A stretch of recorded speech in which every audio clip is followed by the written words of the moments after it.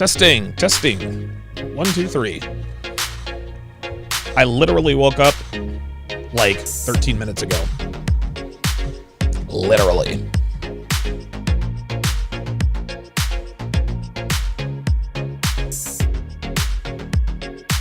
Sometimes you just got to take a power nap.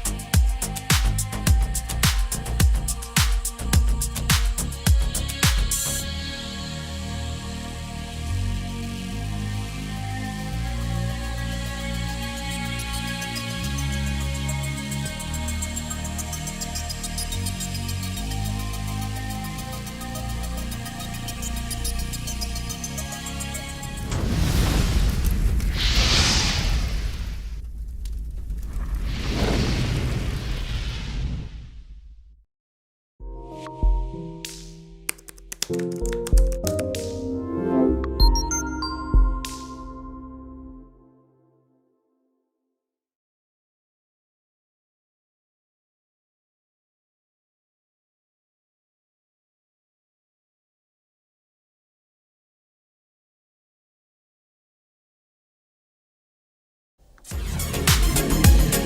up, guys? It's your man, Donovan Sharp, and welcome to the 781st edition of TSR Live, your daily dose of toxic masculinity. It is Friday, September 17th of 2021. It is good to have you guys in here this afternoon. As always, we are streaming live to Twitch, Facebook, mgtow.tv, YouTube, manosphere.tv, and in crystal clear, high-resolution 4K to Sharp Stream. So however you are watching, wherever you're watching from, thank you for making the Sharp Reality Live a part of your daily routine. Come here, little fella. This, of course, is the new mascot. This is Walter. This is my cat.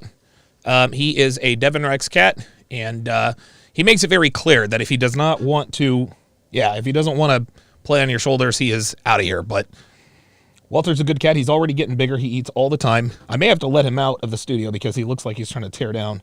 Walter! Ah, oh boy. Oh, no, we can't have that. Oh, no. Nope. Oh, shit, Walter, Jesus Christ. All right, gotta kick him out of the studio. All right. This is why we can't have nice things. He was trying to tear down my my sound panels. Wow, he's a great cat though. Great cat. Cute as a button. Cute as he can be. And he likes people. He likes hanging out with people. Like, he's drawn to people. So very glad to have him. Guys, please be sure to like the video. Like, subscribe, and share. When you subscribe, make sure you hit the bell and then go down to click all. Make sure we're doing that. Make sure we're taking care of that. And I would be much appreciated. Quick update. Coach Red Pill is going to be on next Thursday at noon Eastern. So I will be joined by Coach Red Pill next Thursday, a week from yesterday, at noon Eastern. Noon Eastern, 9 a.m. Pacific, or as I like to sometimes say, 9 a.m. Specific Standard Time. It was early in Vietnam. He slept through it. It is what it is. I figured that's what happened. And so we have rescheduled for next week. Before we get to Kevin's video, I'd like to highlight a comment by a Sasha Taylor. She actually left this a day ago, and the video that she mentioned this on, was the video of the phone call with my man Eric in North Carolina. I guess I misspoke. It's Coach White Pill. Okay.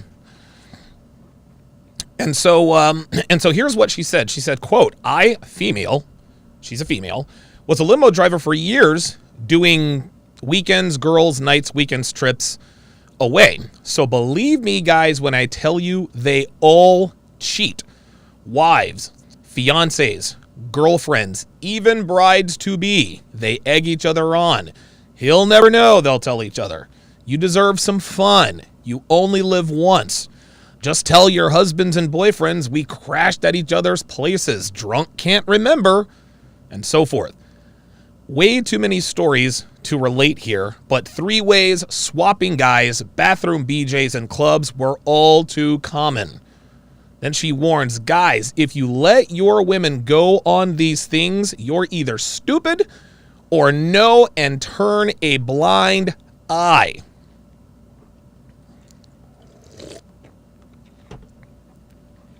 Guys, I've been telling you this for years.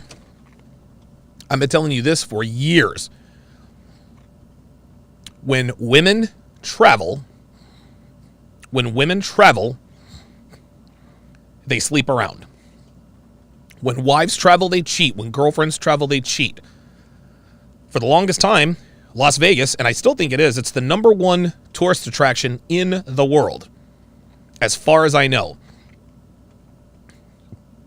So when girls come for spring breaks, girls' weekends, whatever the case may be, guys, I cannot tell you how many girlfriends and wives I smashed while in Vegas. And to be quite honest with you, I probably fucked a lot more girlfriends and wives than I even was aware of. Because a lot of times, they won't mention that they're married or that they have a boyfriend. It's about half the time, right? You walk up, you approach them. Hi, I'm Alex. I'm sorry, I'm happily married. And then I'll look at her, well, not too happily, you're here, right? And then she'll laugh, and then it was on. You approach a girl. Hi, I'm Alex. Oh, I'm sorry, I have a boyfriend. Oh, really? Where is he? And I'm looking around. She starts laughing, and it's on from there. This doesn't mean that women are vile creatures. This does not mean that they're bad. This doesn't mean that they're evil or any of that stuff. No, they're women.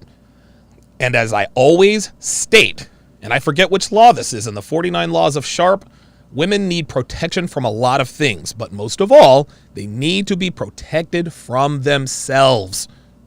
Women need to be protected from themselves, guys. If I were to allow Devin to take a weekend trip to Vegas, you better believe she'd get ran through. Of course she would. She's a woman. She has eyes. She gets tempted.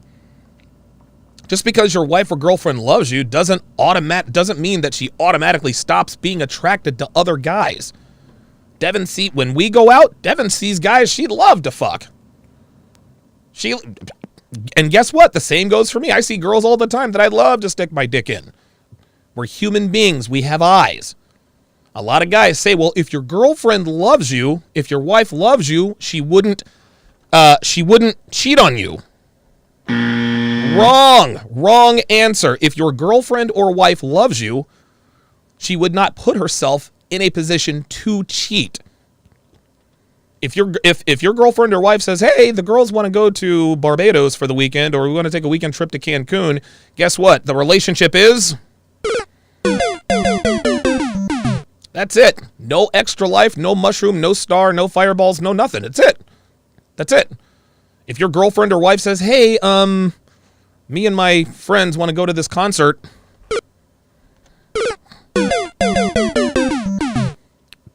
Again, let me reiterate, this does not mean that they're bad. This doesn't mean that they're terrible. Doesn't mean that they're inherently evil. Women are human beings, and human beings have urges. And when men or women are in a position to get easy sex from the opposite sex, unbeknownst to their spouse or significant other, they're going to do it every time. Yep.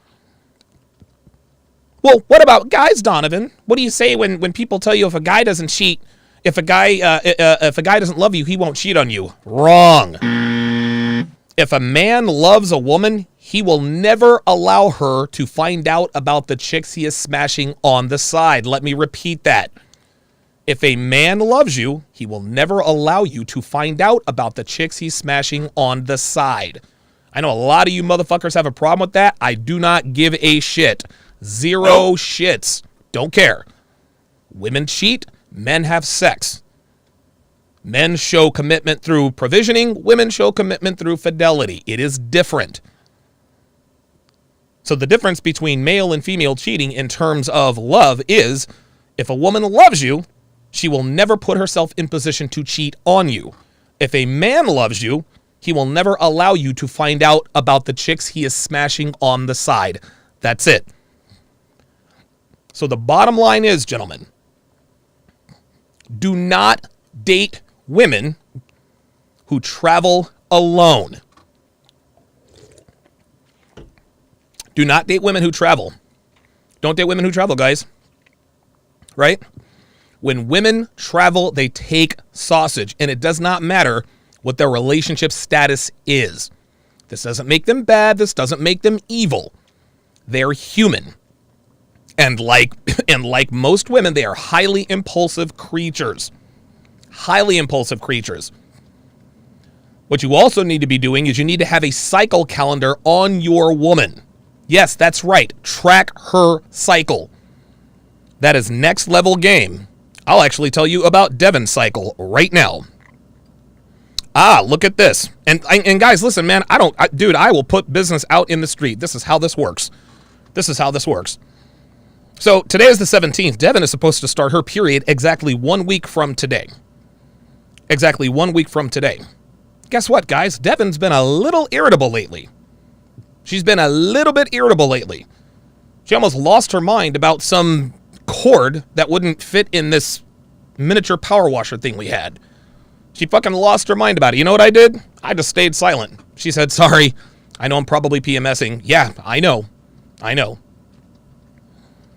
So a week from today, she's going to start her period. Guess what? A week ago, her tits looked a little bigger. Rosy, she had rosy red cheeks. She was wearing less around the house. You want to know why? Because she was ovulating. That's why. She was ovulating from the 8th until the 14th. No wonder I had to tell her to settle down when we went to the bowling alley. No wonder I had to tell her to quit with all the demonstrative gestures. Guys, this is how it works. You must protect your woman from herself. You must have all of the information necessary. You must have all of the information necessary to know how to deal with your woman. Devin is PMSing today. You want to know what that means? That means I'm going to pile drive her 6 ways into Sunday. I'm going to make sure she can't walk tomorrow. I'm going to do it the next day. I'm going to do it the day after that, and the day after that. You must protect your woman from herself. If your woman does not allow you to protect her from herself, guess what, guys? That is not your woman. That's not your woman.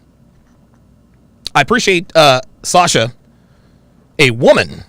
Listen, man, it's not often that we get women who keep it all the way real, in the comments. I really appreciate that. Because very few women are that candid about acknowledging their true nature. They really are. They're really not. It's amazing. Shout out to the snipers, the elite sniper class of the TSR Towers. We've got Hellfong in the house, Dre Raven, Geeky Anomaly, Apollo, Chronos Absolution. I haven't seen you in a while. Not Matt 57.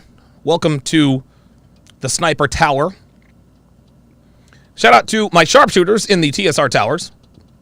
We've got P-Dubs, Dre Raven, double dipping, Dalton Turner, Joshua Mays, good to see you in here. The School Bus, good to see you back in here. Technomage B5,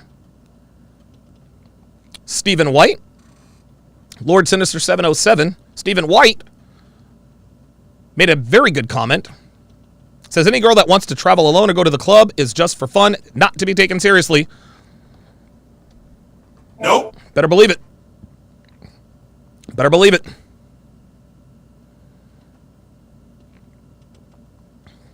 Lord Sinister says, this is what you tell a woman if she says, if you were a man, I wouldn't be here. No, if you actually loved me, you wouldn't be here. Yeah. Yeah, exactly. Yeah, Dalton says, thank you. I need to do more research on that one. Thanks for the game. Oh, listen, trust and believe. And cycle calendars are free. Dude, track your woman's cycle. It's a game changer. When your woman is ovulating, then guess what? You're gonna have to make sure she's not trolling for dick behind your back. She'll do that. She will. This is just how they are. All right, well, let's go ahead and get to today's video from the Godfather himself, Kevin Samuels. Oops, phone lines are not going to be open today, so let me... There we go. So Kevin did a live stream on YouTube a couple of days ago, and he got a lot of there was actually quite a few women who had called in. And the thing is his traffic is not only starting to pick up, but his traffic in terms of the persuasion,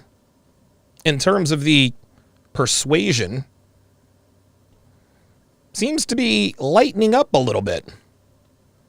Kevin Samuels seems to be getting the attention of the Beckys, the Marisols, the Myleens, and the Jamilas a lot more lately. Gee, I wonder why. Anyway, his opening monologue talked about the fact that women are in toxic relationships with themselves and each other. Half the bitches that called in thought that he was talking about toxic relationships with men. I guess they didn't hear the opening monologue. What, the French toast? I guess they did not hear that. At any rate, Kevin made an excellent point about the fact that women are in toxic relationships with themselves and each other. And I've said this plenty of times, guys. This is also in the 49 Laws of Sharp. Women are never friends. They don't like each other. They simply tolerate each other between fights. That's it. And to that end, Mr. Samuels more or less called this out, and he wanted to know what his viewers thought about that, right, wrong, or indifferent. So let's get to it. Okay, how are you? Hi. Is it possible to not be on camera, please? Yeah. How old are you? I just turned 20. Oh, all right, she's young. so what do you have for me on the topic? I agree a lot with the fact of like modern women dating and having toxic relationships. Mm-hmm. Me myself, I had to get out of that, like the toxic stage, and dealing with guys who. Dealing with guys. Somebody wasn't listening. Aren't not really settling, but aren't on my level. Okay, wait a minute. This chick is 20, and again, and listen, man, we don't know this girl's stats, we don't know anything, but this girl's 20 years old, and she's already talking about, well, it's hard to find guys on my level. Bitch, you're 20. You haven't accomplished anything yet. Now, if she's a virgin, and she still lives at home, and she still looks good, okay, yeah, that is a worthwhile accomplishment. But just because you're a woman, that doesn't put you on any level. So already we're starting to see the overt overvaluation that women have of themselves. And you can see that Kevin, looking at the screen, is like, wait a minute, on your level? I think I have a lot to offer. So, yeah. Well, when I say toxic relationships, was I talking about toxic relationships with men, or what was I? Who was I talking about toxic relationships with? With men.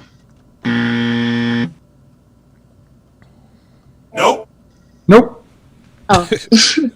Oh my God! I think modern women are in toxic relationships with themselves. Yep. Oh, really? Yeah. Yep. If you watch my monologue, I laid it all out. Nope. She didn't watch the monologue, Kevin. Kev. Dalton Turner says, listening is surely a lost art, or was it ever found? Joshua May says, listening is a skill few know and many learn. Exactly. I just got a chance to tune in. Okay, well, Okay, well, now we're making excuses. You're coming in from behind, so the typical talking point is women in toxic relationships with men. Well, you got to catch up with what I'm talking about. At 20 years old, what do you want out of a relationship? I'm really looking to get married. Were you raised with mother and father in the household? Yeah, just not in the same household, but yes. Huh? Okay, wait a minute. Not in the same household, but yes. Oh, right. Okay. I always ask this question, looking to get. Now this is interesting. I didn't catch this before. So there is a difference. Is there a difference, gentlemen? Is there a difference between being raised in a two-parent household with both parents in the home, or being raised by a mother and a father who live in separate places? Right? Is there a difference? I happen to think there is. I think that being raised in a two-parent home is a lot different than being raised by your mother and your father who live in two different homes. That's what I think. Let me know in the chat, guys. You're married. Are you a wife? Yes, I'm actually looking to be a wife. The correct Okay, term. he asked you if you were a wife. Didn't say if you were. Listen. Check this out. I wanted to be center fielder for the Kansas City Royals. Okay, that doesn't mean that I am a center fielder for the Kansas City Royals, right? Just because you want to be something does not mean that you are. You know, Kevin always says, dress for the job you want, not the job you have. I believe the same could apply to women. But he asked you, are you a wife? And you said, yes, I want to be. No, he didn't ask you what you wanted, sweetheart. He didn't ask you what you wanted. He asked you if you were a wife. That's a question that you clearly should have answered. Looking to be a wife. All right. Well, is it possible for me to ask you a question, or? You can, but I got to get to the next thing because at 20 you're still a little bit young for this. But go ahead.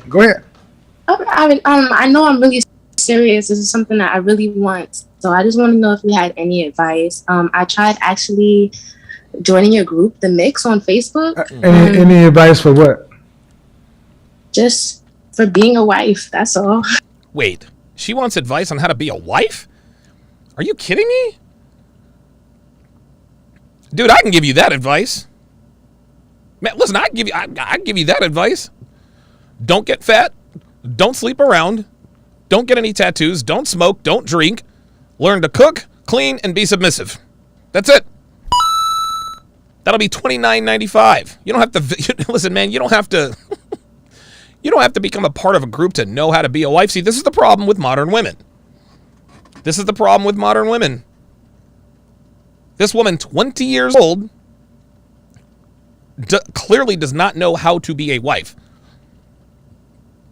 As a woman, you should listen. There is no instruction booklet needed on how to become a quality woman. Becoming a quality woman, check this out, guys. Becoming a quality woman is a lot more about what not to do than what to do. Let me repeat that. Becoming a quality woman has a lot to do with what not to do than what to do. If you don't get fat, if you do not drink, if you do not smoke, if you do not do hard drugs, if you do not get a tattoo or tattoos, if you do not get crazy piercings, if you do not sleep around, guess what? You are already at that point, and you are already wife material. It doesn't matter what you look like. Even if a girl is a butterface, even if she's not so easy on the eyes, guess what? You can hit the gym and have a hot body and raise your sexual market value by at least 2 points. By at least 2 points. There's no need women don't need to join groups to learn how to be a wife. You become wife material by simply refraining from the typical indulgences of modern women. That's all you got to do. And if you're young, the rest will come to you as it follows. Well, who's teaching you? Who's teaching you how to be a wife? Who's teaching you how to be a wife? I'll wait.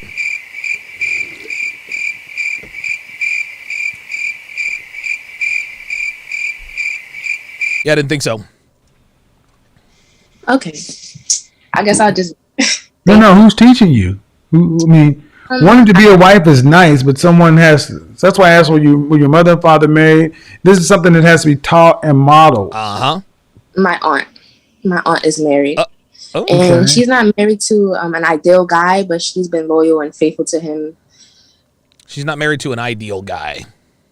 So she's not married to a perfect man, but she's still loyal and faithful. Strong, through it thick and thin. So why isn't your mother married? Why aren't your mother and father married? Do you know? My dad actually is married to 2 other women, so he would actually. Well, there we go. There we go. Love it. Sounds like your dad has it figured out. To be the third wife, so she didn't get lucky. See that? See now, Kevin. Now, see, this is where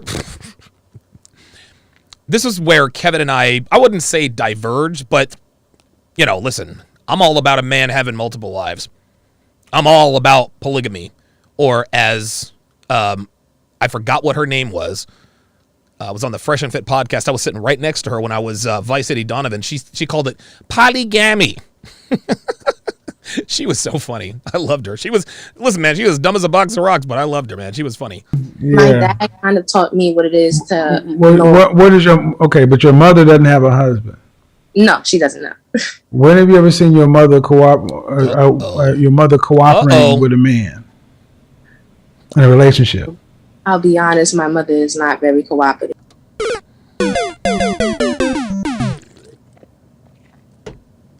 Well, that's it. That's it. Her mother was not very cooperative. My mother was not very cooperative. So now we know why her mother and father are no longer married. Because she was not cooperative.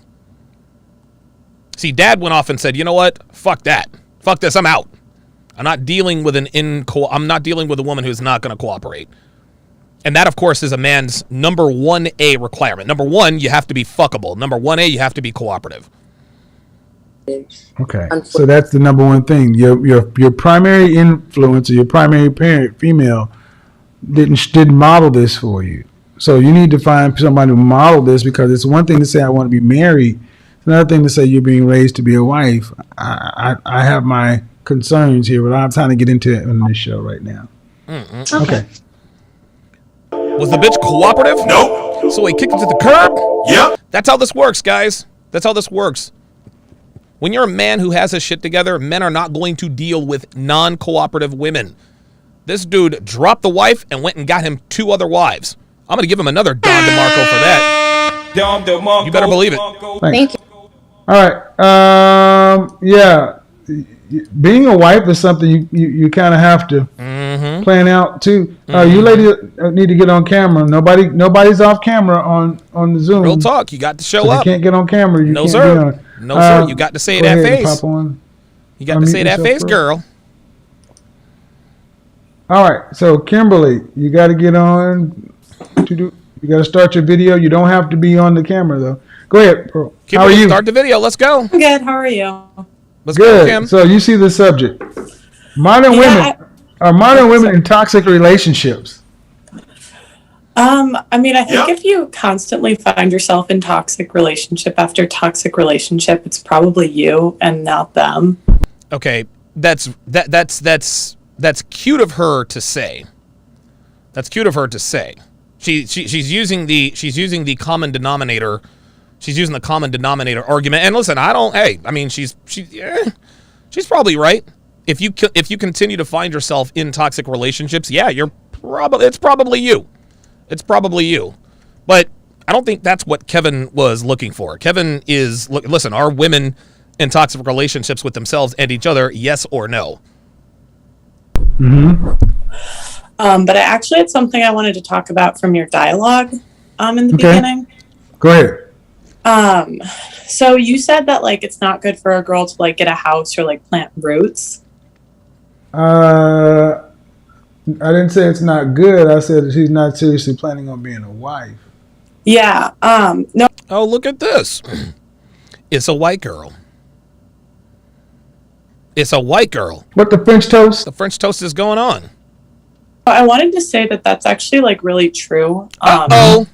I know we've talked before about my dad being the top 0.5% of earners. And I was thinking about how my mom ended up getting him, being his wife. And she actually was supposed to be a teacher and dropped everything to move towards him and work on his business. What? There it is. She dropped everything. She dropped everything to follow him and help him with his business. You know what that's called, gentlemen? You know what that's called? That's called having your priorities in line. We've got breaking news here. Breaking news. Walter likes Caesar dressing. I know this has nothing to do with the topic at hand, but Walter seems to like everything. He likes granola, string cheese, pepperoni. Caesar dressing is now on the list. Walter likes Caesar dressing. Back to you, Donovan. Thanks, Donovan. And so like she really just like followed what he wanted to do, and it like worked out. Now I have like 10 siblings, so I was just wanted to chime in and say that's really like true. And I think a lot of girls like aren't willing to take that risk, you know? Right. And now here's the thing. Now this crosses all racial lines. This crosses all racial lines. This crosses all Rachel. This crosses all Rachel lines. This crosses all racial lines, guys. That's all there is to it. Listen, I'm trying to tell you. And it's interesting. Hang on a second. It's interesting because most girls, if your homegirls came to you and said, Your hey, show now, press there we go. 2. There we go. If you come to your homegirl and say, hey, Ryan is moving away. Ryan is moving away. And you know, he's going off to start this business. It's a better location, and I love him very much. Like, I want him to be the father of my kids. We've talked about marriage, and I'm 100% on board, but should I follow him? Dude, 13 women out of 10 will tell her, you ain't got to follow him, girl. You ain't got to follow him, girl. You ain't got to follow him. He's not the priority. Keep your shit in line. And then they wonder why they're alone. Good for this girl. And that's today's modern woman wants insurance guarantees. That's right. When they're not offering those guarantees, you are going to have to be willing to do what your mother did. Pick a man based upon character, and then go all in and risk so you can get the payout long term. I mean, it's not the payout long term. The payout long term. I say this again. Women get their lottery winnings up front. They get their lottery winnings at 16, 17, 18, 19, 20 years old. Now, they can either invest with a long-term strategy, meaning staying a virgin, no tattoos, learning to cook, clean, submissive, docile demeanor. Basically, Aya. Holy God. Aya's like the most submissive thing I've ever heard in my life. That's a long-term strategy. You lock down a man of value while you're young, and your ROI pays you until the day you die. Literally. So long as you keep your shit in line. Listen, just because you find a high-value guy and get married young and have kids does not give you permission to get fat. Because that high-value guy he's going to smash other women. He's probably going to be smashing other women anyway. But he might let you know about it. To get your ass. But at any rate, that's called having your priorities in line. It's not rocket surgery or brain science. This is old stuff. But it sounds shocking to a lot of women from when I say stuff like that, because they think you're talking about removing their security, and I'm saying you'll get more security when you have more than one person. So thanks for co-signing that. Appreciate it. Yeah, thank you. Well, I was just going to say... by the way, I will open up the phone lines a little bit later. Take a few phone calls. That, like, a lot of people, like, told her that she shouldn't, like, move to him. See that? You see that? Dude, guys, this is sabotage. Single women keep women single. Single women keep women single. A lot of girls say, well, Steve doesn't let Rachel go anywhere. He doesn't even let her hang out with her friends. No. Steve told Rachel she can do whatever she wants. But if she hangs out with single friends, his commitment is withdrawn. See, Steve told Rachel early on, I don't date women who go to bars or clubs. I don't date women who travel alone. I don't date women on social media. And I don't date women who hang around single people, single friends. And so while her friends think that Steve has her locked in a cage, oh no. Rachel clearly understands that single women keep women single. Rachel doesn't want to be single. Rachel wants to be with Steve. And to that end, she separates herself from her single friends. Which is like kind of crazy, just in case like it wouldn't work out. Of course not. Just in case it wouldn't work out. See that? But it's funny, like, because her sister said that, and like her sisters are still single. Oh, there it is. See? There it is. You ain't got to move with him, girl. Yeah, that's why you're still single, bitch. Or she's like married with 10 kids. See that? All right. I need to cut this little segment out. Ladies, anybody who tells you, thanks, Pearl. I want you ladies to hear me and hear me well. The women who keep cautioning you, don't do this because it might not work out, get rid of those friends. Yes, sir. They're not your friends. No, they're not. No, they're Fear, not. scarcity, and lack keep getting pumped to you ladies. And it is not men who are leaving relationships. It's women who are not committing and getting into relationships and building something of value with a man over the long term. There you go. There you go. What you ladies are saying absolutely has been shown to not work. Dude, he is speaking the truth. Guys, speaking the truth. Ladies, quit listening to your single friends. Dude, don't take advice from your slutty single friends. Because if you take advice from your slutty single friends, guess what's going to happen? You're going to be slutty and single. No, you need to take advice from your friends in solid long-term relationships. No, don't take advice from Heather, who's cheating on Richard every other weekend when she takes these girls' trips. Don't listen to Heather, who's fucking Kevin and Sales on their weekend team building trips. No, don't take advice from her. You want to know why? And I've said this before. The reason why women don't take advice from women in long-term relationships, good long-term relationships, is because that advice is very tough to follow. That advice removes all of her bad behaviors. This is why women love taking relationship advice from women. Because they know that women are going to tell them what they want to hear. Well, if he's not acting right, you need to open up Tinder and get under somebody and teach him a lesson. And then they wonder, why am I single? Well, because you listen to your slutty friends, slut. That's why. That's why. Taking advice from sluts is easy because sluts tell women to do what's easy. They advise women to do what's easy. But if anybody were to ask Devin, hey, how do I get what you and Donovan have? How do I get to a point? I mean, you guys are like, dude, a couple of Devin's friends, a couple of Devin's post-red pill friends is like, dude, they all tell us. They say, listen, we look up to you guys. They tell us this. Her personal trainer, her hairstylist, you guys are the power couple. You're the power couple. You guys have a great life. You make all this money. You guys get to travel. You live an awesome life. You're both good-looking people, about to be better looking on both sides. What's the secret? Now, they don't ask. I don't assume they ask her because I'm not privy to those conversations. But if Devin were to give advice to a woman who wanted to know how to get and keep a man, guess what? That's not going to be easy advice to take. That's not going to be easy advice to follow. But that's why it works. Tasha, unmute yourself. Then after that, MJ. Ooh, boy, this is good. I love Red Bull. Love me some Red Bull.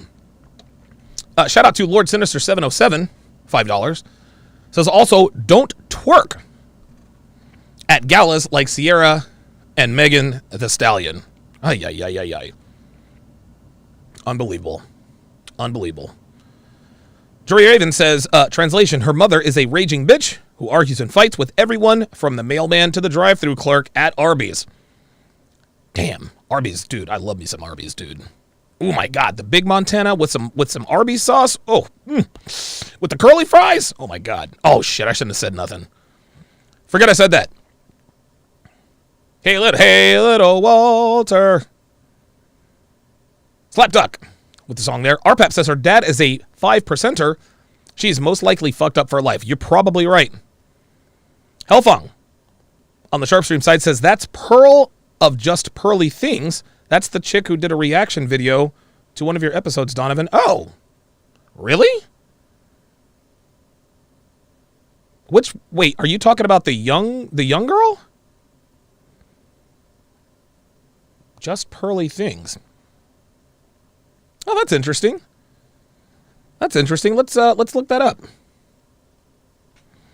I had no idea who Just Pearly Things was. I'm assuming she's on YouTube. No? Yes? I guess I have to do a little bit more. I guess I should be a little bit more present in terms of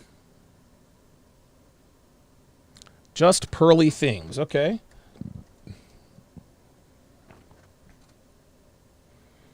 Just Pearly Things. Oh, the white girl is Just Pearly Things. Oh, there she is. Ah. Hey guys, this is the Just Pearly. Wow, whitest girl in the world. So she's leaning into it. She's leaning into it. All right, let's take a quick look here before we get back to Mr. Samuels. Reaction. Oh, okay, reacting to my time on Fresh and Fit. Okay. So I guess she's out of Miami. Interesting. Let me take a look at looks like she reacted to the Modern Women. Uh-oh. I'm gonna tell you what, the sisters, they ain't gonna like Just Pearly Things too damn much. Oh, they ain't gonna like her at all. I remember she did the I remember Breenie Lee. You guys see here in the middle, Breenie Lee. I've done a couple of videos about her. Yeah, she was on Fresh and Fit. Yeah. You know what? Let me do a control find. I want to see this. I want to see what happened here. Donovan. It says 1 of 2. Why can't I see it?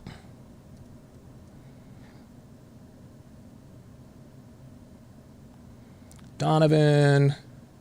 I did a control find. I don't know why I can't see the...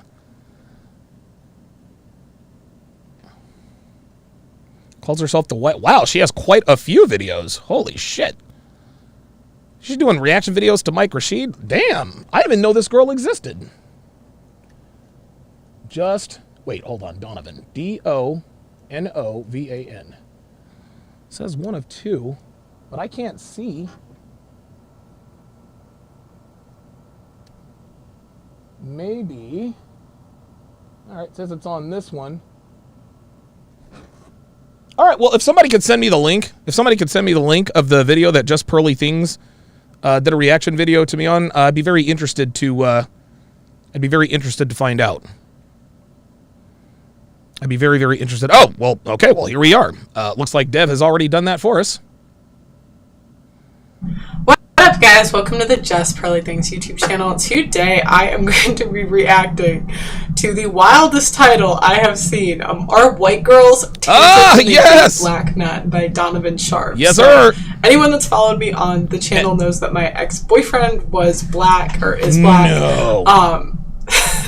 So we'll see how this goes. I'm a little nervous to watch this, but before I start, don't forget to subscribe to the channel and ring that notification bell. While you're at it, that's funny. She said follow my Instagram. That's funny. She said she was nervous to watch this. This is funny as shit. The link is in the description. It's Just Pearly Things, but instead of an S at the end, it's a Z. You can send me video requests on there. This is gonna be fun. We're taking a little bit of a detour here, but I like it. So if anyone has any videos that they'd want to send me, send it to me on Instagram. All right, don't care. Oh, she's watching a pervasive proverb among this is a yes. It is a pervasive proverb among Caucasian females when referring to dating or hooking up with African American men. And that saying is, once you go black, you don't go back. What this means is that once a woman has a little fun with a black dude, she won't be interested in going back to dating white guys or any other race of male on account of the wild and crazy time she had with the brother. Now, I'm not a white girl, so I can't speak to whether or not this is true. However, I have a proverb to piggyback off of that one, which rings 256% true. And my proverb is, once you go black, you can't go back. Allow me to explain. What? Women are extremely... Hang on a second. I'm told I need to turn this down a little bit. Extremely influenced by perceived social pressure, whether they admit it or not. All of their decisions, from what they wear, to where they work, to the cars they drive, in their minds, are heavily scrutinized by just about everyone they know. Of course, this isn't really the case. Sure, a friend of hers might comment on her new shoes, or the fact that she needs to find a new job, or that her boyfriend is a loser. This is funny. She said, what? In that 45-second conversation, her friend isn't thinking about her anymore. Facts. She's thinking about herself. Yep. The problem is, women don't realize this. They're under the impression that everyone around them, men and women alike, are constantly judging everything Oh, they this do. guy, I gotta have her on. I do not think that. I'm sure a lot of girls do, but it's hard because in the manosphere, they'll always tell me that I don't actually, like, I say that, but, like, women say things that they don't mean. But genuinely, whenever I get embarrassed about something, that's what I tell myself, is that they probably won't even remember. That's how I do this channel, honestly, is mentally. I say that if the video's that bad, people won't watch it. All the time, as though they have nothing else to do other than to watch and talk about her all day, every day. This speaks to the extreme solipsism of the female species. More importantly, the reason that when they mess with black guys, a lot of them feel like they can't date white guys anymore. In her mind, if she's seen with a brother, she knows she's probably off limits to white guys. What? So now the question becomes, I don't get it. why are white Then she might not get it because she might not date white guys. girls considered to be off limits to white guys once she messes with black guys? Why do white guys lose their freaking minds when they Okay, Dev, we got to reach out to this girl. We got to reach out to this chick. I think this would be a great conversation. I think this would be a fantastic conversation. Dev, get a hold of this chick. Get a hold of this chick. I got to have her on the show. find out their pretty blonde-haired, blue-eyed snowflake has been violated by a brother? Well, the answers are actually quite simple.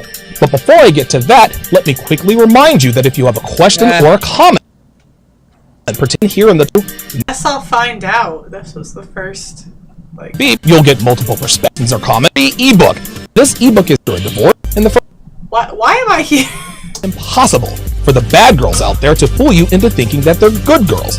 This book is absolutely plug in your very best email and considered to be off limits by white guys if they mess with black guys. I answered part of this question in a video I did a while back discussing the racial implications of the very first Black Bachelor and that franchise's history.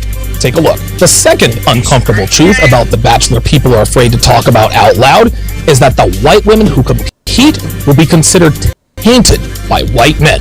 What? Yes, this is also a thing. When a white man finds out his white wife... I think she honestly doesn't know. I think she honestly doesn't know. And again, Dalton Turner says, I'm white, but yeah, I agree with DS. Yeah. Yes. I mean, that doesn't make white guys bad. I mean, that's just how it is. If a girlfriend had biblical relations with a black man, he loses his mind. She's ruined, he thinks. But his adverse reaction is not because of racism. This is great. At least not She's like, what? most of the time. It's about the adult film industry and the media for the most part. Let me explain. Every black male adult film actor, without exception, has an exceptionally large Penis. Now, the same could be said about their white counterpart. She's killing me. She has no idea. This is great. Sean Oates says she's naive to this new information. I think this is genuine. I think she is definitely... I think she honestly doesn't know. This is funny as How shit. does he know this? Is there like a survey or something? Which is why they're in the business in the first Oh my God, she really doesn't know. Holy shit. She has no idea. Oh my God. place. But the black male actors have these gargantuan Penises. that make even the most impressive looking white bananas look comparatively small. If any man, black or white, consumes enough adult film entertainment with black actors, he's going to internalize this as the norm. I'm just watching her face because I think this is genuine. I think she really doesn't know. And subconsciously assume that every black man has a huge Penis. Add that to the fact that white men are routinely portrayed in movies and television as latent or inferior beta males, while black men are portrayed as these static alphas. I can see why some white guys might hit the eject button if he finds out his pretty little fair-skinned companion has been to the dark side. He's thinking of her being ravaged by this hulking, muscular super alpha with an eggplant emoji the size of a baseball bat. This is exactly why a lot of white men will not date white women who have dated black men. Very few would admit that out loud, but a lot of them really do feel this way. So when white men watch Matt James swapping spit with pretty white women, those girls are all but discarded from their lists. Don't believe me? After Lindsey Vonn dated Tiger Woods, Listen to this. white guys stayed away. Look at her face. Like, dude, she's blown away by this. Like, dude, she is shocked. She is really shocked. Only black men would date her exclusively, and now she's engaged to NHL star PK Subban. Yeah, but how do you know that wasn't just her type? Huh. Well, yes. Well, of course, yes. That is her type. Lindsey Vonn, listen, Lindsey Vonn's type now is black guys, right? But that doesn't mean that she's not still considered to be, quote, tainted by white guys. Who is black. Then I guess I'm marrying a black guy. This is funny. She doesn't know it, but she is. She's gonna have to. Amber Rose. Because I'm gonna tell you what, any white guy she dates, if they find out that she dated a black guy, it is not, man, I'm trying to tell you, it's not gonna be good. It's not gonna be good. You know what, man? I'm gonna tell you what, I'm gonna have to put her up on game. I'm gonna have to put her up on game. Like, real talk. I'm gonna have to really put her up on game, because she really doesn't know. You think white guys are lining up to date? I'll be the experiment. Well, Amber Rose, isn't she half black? Her given her Doesn't matter, sweet cheeks. Doesn't matter. She's considered to be a white girl. dating history? Look, I don't make the rules, but facts are facts. And at the end of the day, every white contestant on Matt James's season of The Bachelor will find it very difficult to find white men who will date or marry them. That's a difficult truth to acknowledge for these girls, but it is indeed the truth. Today's white men consistently show and tell white women that once they're marked as a wet and dirty shark, which is a derogatory label assigned to white girls who date black guys, she is then considered to be undateable, mudjark, and unmarriable. Now, white men would never admit this out loud or in a group, but black men are a threat to them in terms of dating market value. Yes, white guys are at the top of the dating market food chain, meaning that all things being equal, most white girls prefer white men. But conventional wisdom in their circles is that man for man, black men are physically superior, have more game, and are much better between the sheets than they are. Whether or not this is actually true doesn't seem to matter. But the fact of the matter is that mainstream media portrays black males as static alphas who generate tingles with every interaction they have with a woman. Then, like I previously discussed, when you factor in interracial adult films into the mix, where every black male actor has an enormous sausage, which of course further perpetuates the BBC myth, it's no I'm not talking about the British Broadcasting Channel. wonder white dudes stay away from white girls who have come to the dark side even one time in their lives. So rather than admitting the truth about their dating market options, white girls use the word don't in place of the word can't. They do this to give themselves and the world the impression that they... No. No, that's not true. I don't know. I've always just like... This is funny. This is my first black boyfriend, but that's always just been my type. Okay, listen, I'm sure that black guys are your type, and if black guys are her type, that's a W for her. But if any white guy finds out that a black guy is her type, that's a wrap. Look at her, and you can see her. Hold on, let me rewind it a little bit. Watch her. Watch this. This is my first. This is funny. It's like if you watch her face, it's almost like she's in denial. She's like, no, wait a minute. Is it true? Watch. to give themselves and the world the impression that they... No. Watch. Look. No, that's not true. I don't know. I don't know. Always just like... This is my first black boyfriend, but that's always just been my type. I don't know. Look, she's really thinking about it now. go back to dating white guys if they wanted to. No, there was a white guy that wanted to date me. I didn't want to date him. Okay, but did he know you? Did he know that you were a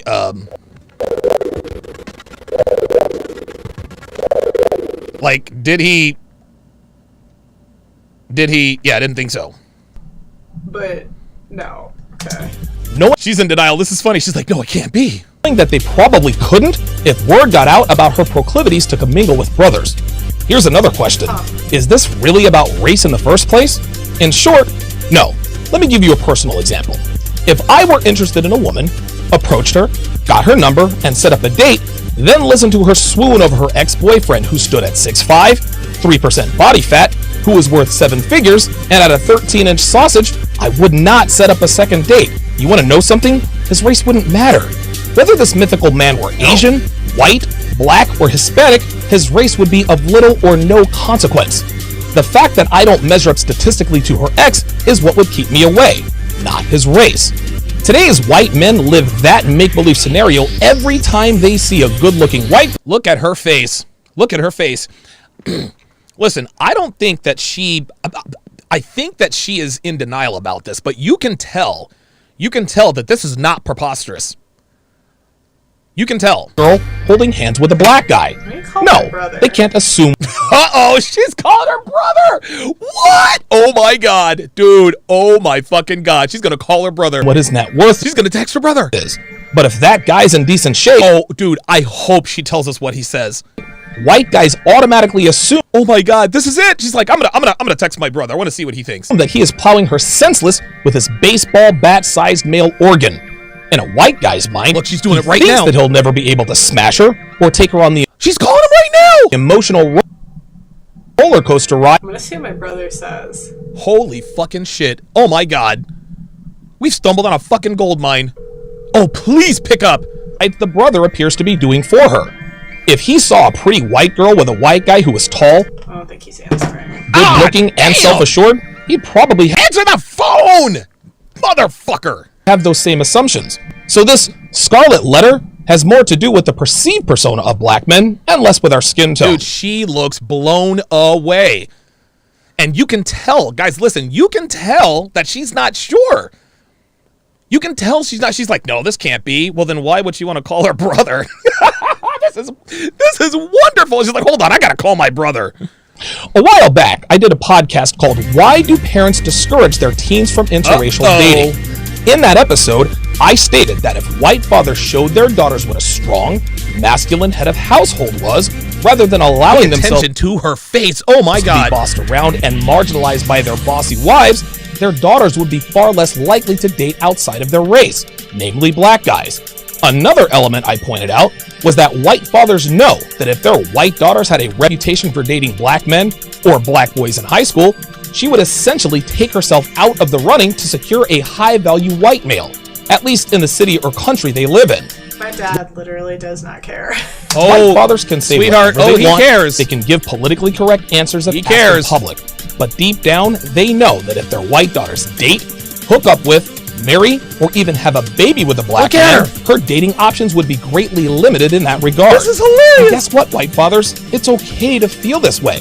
This isn't about race. It's about your daughter essentially rejecting men like you. It's the very same reason that black mothers lose This is funny. This is funny as shit. So now she's like, my father literally does not care. And now she's probably texting her dad. their minds. Now, I will say this. In my opening monologue, right at the end, my opening theme is, of course your parents don't, of course your parents don't care that I'm a black guy. You're past the wall. Devin has told me, if you and I were in a relationship when we were teenagers, my dad would not like that. I mean, I'm not offended by that. That's just the way it is. My high school girlfriend, my high school sweetheart, Jill, her father, quote unquote, didn't like me. He hated the fact that we were dating. And listen, all these years later, I'm not saying what he did was right or wrong, but I understand why Jill's father had a problem with us dating. I do not hold that against him. I do not hold that against him at all. When their black sons Look, she's texting her dad. This is too choose funny. white women. Trying my other brother. Oh my God, she has two brothers. If he answers. Oh my God, I hope. Oh, sorry, did I wake you Oh my up? God. Hold up, I gotta turn this up. Hold up, I gotta turn this up. He answered the phone. Dude. Yo, this is must-see TV. Hold up. Oh my God, this is insane. Kinda not really. Okay, can I ask you just a quick question? It's like, it's a dating question, okay? Does it intimidate you if you date a girl or you're like interested in a girl and you find out her ex is like better looking, makes more money, like basically better No, in she's not asking the right question. She's not asking the right question. She needs to say black guy. She's not asking the right question. Every way than you. No, because guess who's here now? Okay, second question. Oh, she... No, because guess who's here now? Okay, second question. Here we go. Do you care if, like, she's dated black guys before? No. Okay, that's it. Very racist. Stop the cap. That doesn't mean you're racist. That does not mean you're racist, man. Listen, guys, listen. This does not, like, if you're a white guy, and again, dude, there are black guys. There are black guys who wouldn't date white girls if he found out she dated other black dudes. They're out there. Dude, I knew. Man, brothers are like, listen, I date white girls, but if she's dated other black dudes, I'm staying away. Real talk. Real motherfucking talk, dude. And now her brother, of course, is giving her the politically correct. Wait a minute. No, that's racist. No, it has nothing to do with being racist. It has nothing to do with being racist. Very racist thought. Stop the No, there's a cap. topic on the show that, like, white guys won't date a girl that, like, white guys won't date a girl if she, like, is known for dating black guys. So I was just wondering, for you. It's a very racist thing. Yeah. He's not saying no. He says that's racist. But trust me, her brother cares. No, I agree. I was just wondering. Of course, you agree. Reagan has a black ex, and I think Katie had a black ex-boyfriend too, but not actually sure on the second one. Okay. Okay, thanks. I'm gonna finish my video. Alright, bye. Bye. Hell, even I can admit that if I had a daughter, I'd feel some type of way if she chose to be with a white guy. Does that make me a racist? No, it makes me a human being. The once you go black trope is the quintessential example of women not acknowledging the truth about their status in the dating market if they are ever labeled as the white girl who dates black dudes. And that truth is that once she is Dude, look how uncomfortable she is. She knows her brother, and dude, she has a black boyfriend, right? She has a black boyfriend. Of course her brother's not gonna tell her, well, no, he's not gonna tell her the truth. You kidding me? labeled as such, short of moving to another state and starting anew with new friends, erasing all Facebook or other social media pictures, she will be all but invisible to white men. This is why she's watching the entire video. Oh my God, I cannot wait to talk to this girl. I would agree with this assertion. White girls can act like they have the option to go back if they chose to by proudly proclaiming they won't. But I've always said that women are far more aware of the truth regarding intersexual dynamics than men will ever be. And it is for this reason alone that they understand very clearly that once they go black, they can't go back. So white guys, am I wrong about you guys staying away from white girls if they've messed with black guys? Or are you going to admit the truth? And white girls... This is the thing I hate about the manosphere. Like, they are the keepers of truth. They know all the answers. Yes, actually, we do. Toots, we do. What extents do you guys go to cover up your dark side escapades? I'd be very interested to find out. And don't forget, if you want... Sometimes the manosphere is weird. If a white dude and a woman live in the same community and everyone in their circle knows she has a history of black there it is. dudes, that's not going to be any Told you. relationship the white dudes will probably smash, but that's it. If they live in a large city or move out of town Trying and to no one tell knows, you. it won't be as big of a deal. But it's wise for the woman to keep quiet about that history if she wants a relationship. If she has a mixed kid, that guy says, that's it. That's it. Done. In-group preferences all over the world that isn't unique to black, white. Okay, well, after watching a few of Kevin Samuel's podcasts and seeing the woman, Who can blame black men? Yeah, he says after watching a few Kevin Samuel's podcasts and seeing the way black women behave, who can blame black men for wanting to date out? The history of saying once you go black was intended to serve as a warning to white women who would befall them and should opt for the chocolate doing. They're ostracized from respectable society and all of its benefits. Notice this was never said or directed or forced when white men got with black women. Right. Of course it was. Of course it. The same thing does not apply. If a white girl is dating a white guy and he found out and she found out that she had dated and he found out or she found out that he had dated a black woman, that has absolutely positively no bearing on their relationship. He is not tainted at all. She doesn't consider him to be tainted. No, this is a reason why guys fuck and women get fucked. I'm telling you, this is purely a sexual thing. And anybody who denies this is lying. Her brother lied to her, and who wouldn't? But it says right there. He just told her. Interested to see like the actual data on this. The actual data. So we're gonna. So that's what we're doing. Data, guys. We don't need data, man. Maybe she needs to go to Maybe she needs to go to Reddit. I would guess that's probably more prevalent in like the older generation, because most of the people he was like mentioning are a little bit older. But even like me, and maybe half the manosphere never believes me, but there was a white guy who definitely wanted to date me. I believe you. I believe there was a white guy that wanted to date you, but my guess is that he probably did not know that you had dated black guys, and if he did, his value is probably not high. And he like knew I'd like dated a black guy before, and then. Sorry, I'm just thinking. But see, now she's thinking. I don't know. I don't really care. I just date people I like. Anyways, let me know in the comments if you guys agree or disagree with this video. Don't forget to subscribe to the channel and ring the bell, and I will talk to you guys next time. Oh boy, we're about to make some history, y'all. We are about to make some motherfucking history. And I think she'll come on to the show. I think she will come on the show. I really do. I really do believe that she will come on to the show. I think that she would. I think she would. This is just human nature. This is just human nature. Dre Raven said, consider it this way. If you were interviewing, this is on the Sharp Stream side. He said, if you were interviewing for a job/role, whatever, where significant portion of the selection criteria, who is the biggest, strongest, most athletic, coolest candidate. If while you were waiting to interview, you saw 5 guys bigger, stronger, more athletic, etc., than you coming out of the interview office, what would your confidence level of beating the other candidates out would be? Exactly. Malik says on the Sharp Stream side, yeah, another thing, she consistently uses exceptions to the rule. Yeah, there was a white guy who wanted to date me this one time. Nope, I'm telling you, it's over. It is over. RPAP says, I think the problem with her is that she is a literal unicorn. Wealthy dad means she is probably going to be set up for life.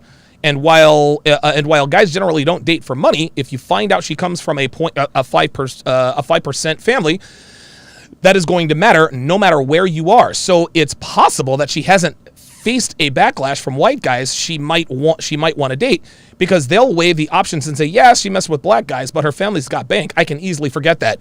If that's the case, then that's a low-value guy. That is absolutely a low-value guy. I really and truly do believe that. Wow, dude, I'm telling you, I want to get her on the show as soon as possible. This was fantastic. Like, if you watch her facial expressions throughout, you could see, no, this isn't true, is it? Oh, but it is. Oh, but it is. Wow. This is going to be fucking awesome. Mr. Got Plenty, $5, I think. I already read this. He said she was on Fresh and Fit. She has beef with them now. Yeah, big surprise there. Laundromat, $5, says, dude, you have to get her on the show. I think it would be dope for sure. And keep giving us the fire, homie. I sure will. Mr. Shane Vicious, $2, says, no, that's not true. That's impossible, right? Lord Sinister 707 says, I have to see that show you do with her. Yo, this is gonna be epic. I cannot wait. Mr. Shane Vicious says she looks like Vader just told her he's her father. Right? Daddy Dame, $5, says she's officially going red pill. She's watching her content with the same intensity I do. I know that face. It's realization of truths never realized. Wow. Hold up. Wow. Mr. Shane Vicious, $2, says if she dated nothing but black men, then I'd pass. And I'm black. Yeah, dude, me too. If I found out that a white girl dated nothing but black dudes, I wouldn't date her. Fuck that. And I'm black. I'm tall. I'm tall. I have I make good money. I've got a 2-inch sausage, so another guy didn't have a bigger sausage than I do. Technomage B5, $5, says RP is based on truth. Operating with the true data allows us to get results. That's why we're here in the first place. Daddy Dame says she believes it's true. She's just upset at how it was delivered. Hard truths, I'm trying to tell you. Wow, dude, this is going to be epic. Dude, I cannot wait to get this chick on my show. Because I think that this is going to be a splash of cold water. Holy shit. Oh, that was wonderful. Okay, let's get back to the Kevin Samuels video and continue the breakdown. Nice little diversion there. Hello. Hello. How old are you? 38. Excuse me. Hold on. She said she was 38. So what do you have on the topic? The topic is, are we in toxic relationships? Yeah, honestly, my position is I think a lot of women are in toxic relationships with themselves and with other women. Okay. I can agree that at one point I may have been in a toxic relationship to myself. Okay. That's with myself. What do you mean? Well, being not confident in myself and insecurities and stuff like that. Okay. What does being in a toxic relationship with yourself have to do with lack of confidence and lack of security? Right? I don't know. I mean, listen. Maybe Kevin didn't mention what he believed a toxic relationship was in terms of women being in toxic relationships with themselves, but I don't think this woman knows or understands what Kevin means. Just because you don't have confidence or you don't understand your true value or whatever that is, that doesn't mean that you're in a toxic relationship. Just because you're keeping it real with yourself about the fact that you aren't confident and the fact that you really ain't shit unless you do something about it, that's not toxic. That actually sounds like a pretty healthy relationship to me. Real talk. You have any children? 4. Oh! 4. There it is. 38 years old, 4 children. 38 years old, 4 kids. Game over. Game over, guys. Have you been married? Can I be off camera, please? I'm in my night clothes. No. Can I be off camera, please? I'm embarrassed. Her being in her night clothes ain't got nothing to do with her not wanting to be on camera. Okay. Have you been married? Yes. Mm-hmm. Are your children from marriage? Yes. So I'm assuming you're divorced now? Soon to be, but so she just filed the divorce papers. Interesting. Can I get off the camera though? Because Bitch, like, what the fuck? You're off the goddamn camera. I'm in my night clothes. clothes. You're off camera. Okay, great. Because I don't want the trolls to come for me in the comments. I said as soon as you said it, I took you off. Why are you looking at the comments anyway? So, okay, so when you were toxic, what's changed? I'm sorry? What's changed? Well, for one, I'm out of the situation that I felt like had a lot to do with it. That I felt like had a lot to do with it. Guys see that? The reason why I was toxic. So you were toxic because of somebody else? Uh-oh, the blame game. Well, no, because I well, which is it? Came into this. Look, see, now Kevin's confused. He's like, well, wait a minute.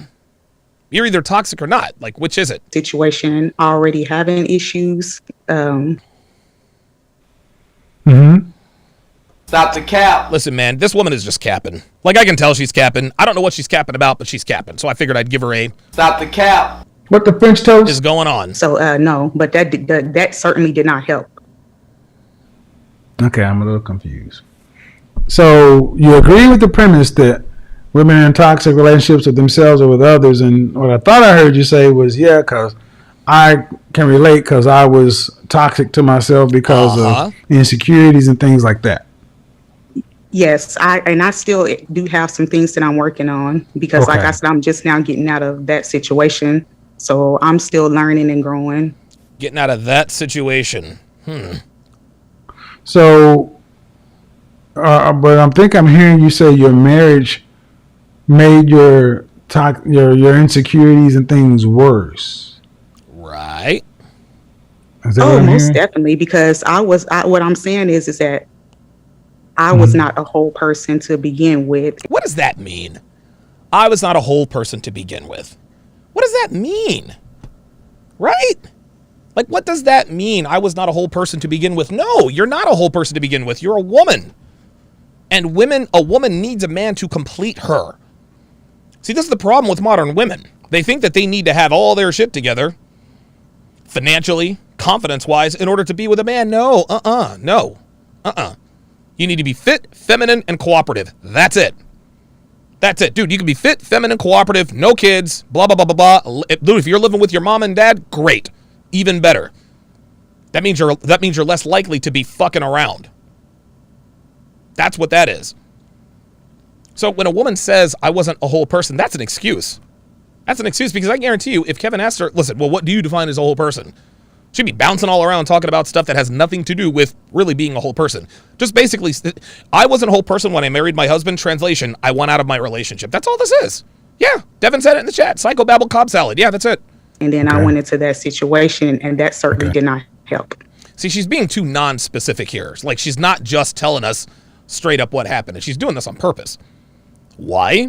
Well, because she is every bit as responsible for the breakup of this relationship as her soon-to-be ex-husband. Listen, man, I'm not going to sit here and say that her husband's not at fault. Because when a relationship ends or goes awry, it's a two-way street. Like, no man or woman is ever just perfect in a relationship.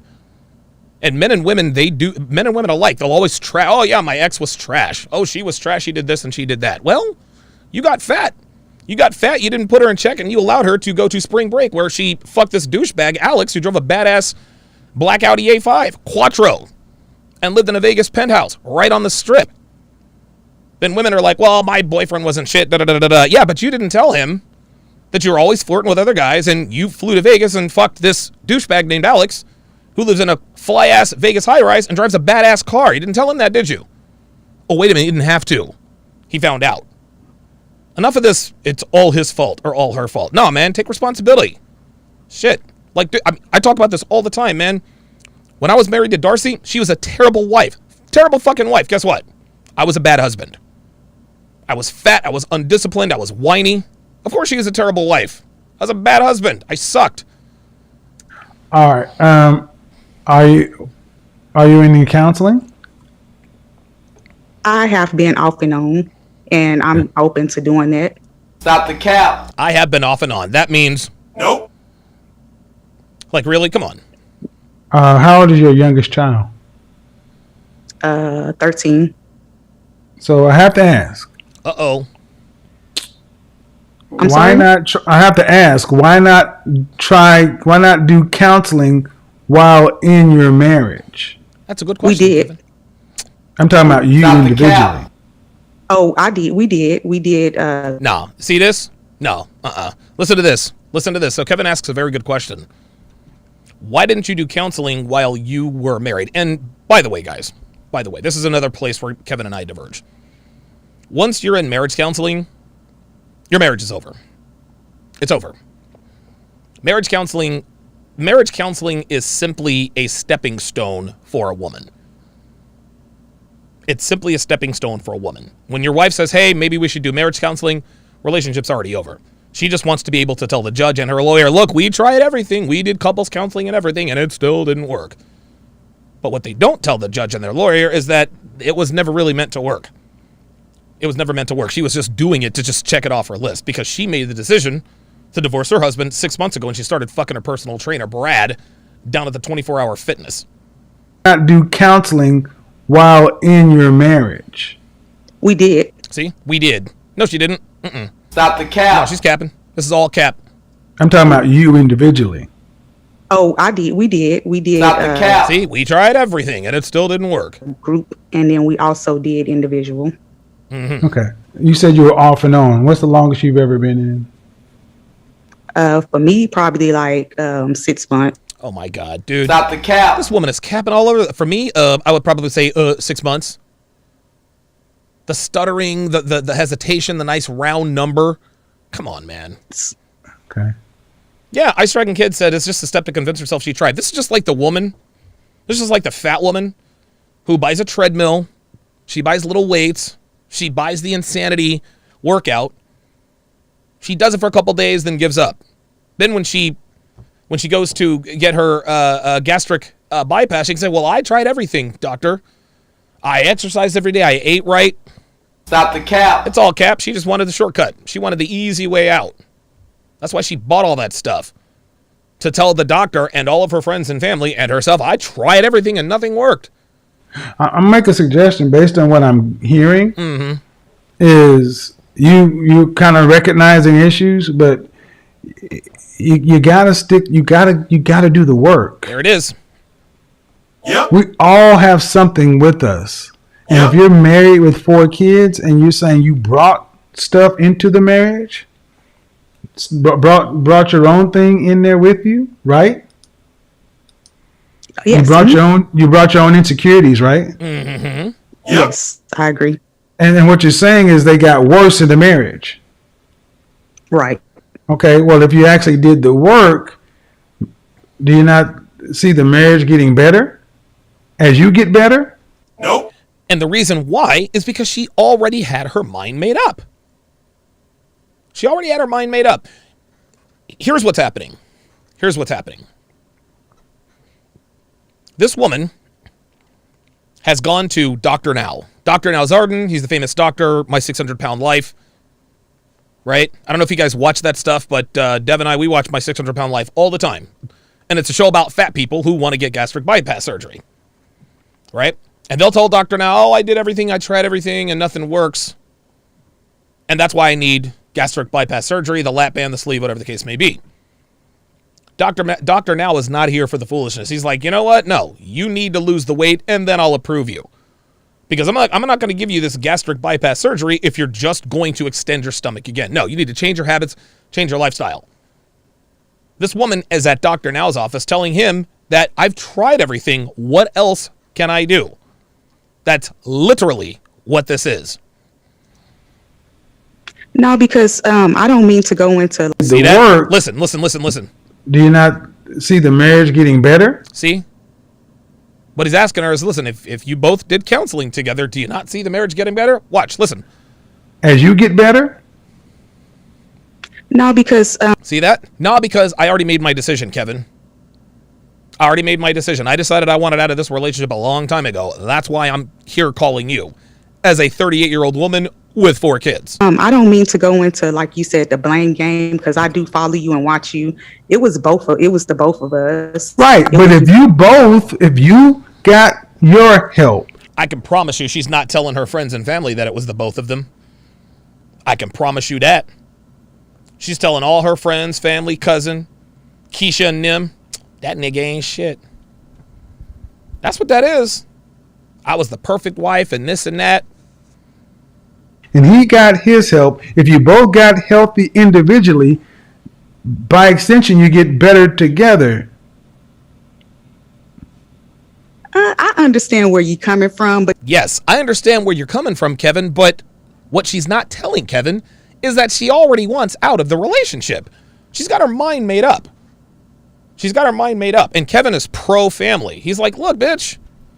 Look, don't just bail out.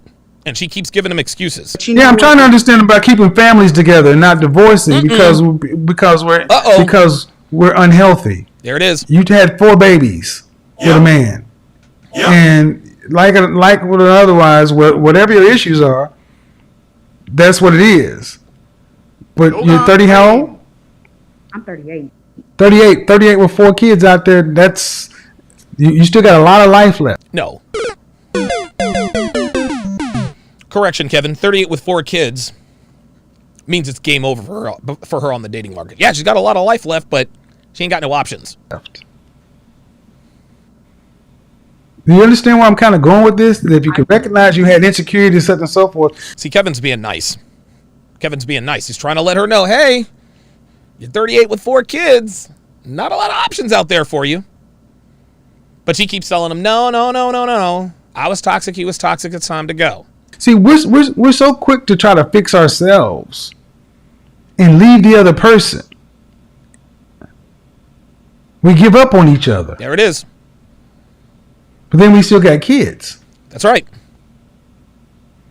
That's why if you had said, yeah, I was in therapy and I was in individual therapy for years and he wouldn't go, but when I'm hearing that we had group and I was in for 6 months in and out, it's like, well, you got to give it longer than a half a year. See, the reason no, number one, Kevin, and see, Kevin knows that this woman has never been to counseling. He knows this, right? Now he's not gonna. He doesn't call women out on lies they're telling if he can't prove it. That's why he asks them a series of questions. He'll sharp angle them, and then the truth eventually comes out. This is what I was talking about when I was debating with Goosedale. How do you go? Why didn't you cook her? Because sometimes you just there are some things that you're just not going to get past. Just let it go. Kevin knows this woman is lying. So now what he's telling her is, okay, 6 months still ain't enough. Even though I know you're capping, 6 months ain't enough. You can't just give up on your marriage, right? He is trying to get her to say, look, just say you want out of the relationship for whatever reason. But Kevin is pro-family, and he's not about to give her that easy way out. Especially you got 4 kids in the marriage. Real talk. I mean, am I missing something here? See? I mean, Yeah, you are. You are miss. It is a few things. Let's just say this without putting, my business all out there because they have, people have already seen my face. But what I'm saying is this. no one sees your face. Well, I mean before, I'm saying before. But what I'm saying is it was toxic. At this point, there is no salvaging anything. It was. See? At this point, there's no salvaging anything. Exactly. Like, she's not going into details because there is no detail. That's why. Well, without going into details, remember the bitch the other day? Well, Kevin, you're making assumptions. Well, you don't have the details.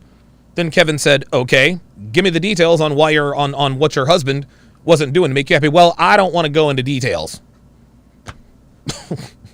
Come on, man. Toxic the whole way through. Here we go. Toxic the whole way through. This is what I'm saying? It's like. Are you guys effectively co-parenting then? Cap. Yes, we are. And our kids are teenagers. All 4 of them are teenagers. Okay. Yeah. See that? Yes, we're effectively co-parenting, but all 4 of our kids are teenagers. She wants Kevin to give her permission to go sleep around. That's what she's looking for. She's not looking for a solution. She wants Kevin Samuels to give her permission to go sleep around. Well, Kevin, I tried everything. We've been to marriage counseling. It was toxic the whole way through. And all of our kids are teenagers, so what do you say, Kev? Can I get your blessing? Nope. Okay. All right. Well, I mean, But I did have a question for you, though, before you click me off the line, if. Oh, gee, I wonder what that question is. I guess. I mean, you're kind of halfway out the screen. What is it? I mean, you're not really participating. You're kind of doing your own thing. So why am I going to answer your questions? What? Okay, well. Okay. I mean, I'm just saying. I'm doing this thing. What's the question? Now, go ahead.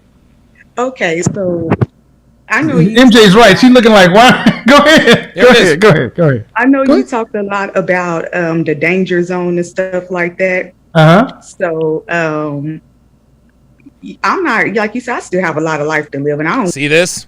You talk about the danger zone. I still have a lot of life to live. This woman wants permission to go sleep around. want to be lonely. So, like in a situation like that, would I still be considered in the danger zone? Danger zone is the age between 27 and 35, where women need to. 27 and 35. This bitch is 38 with 4 kids. It's over.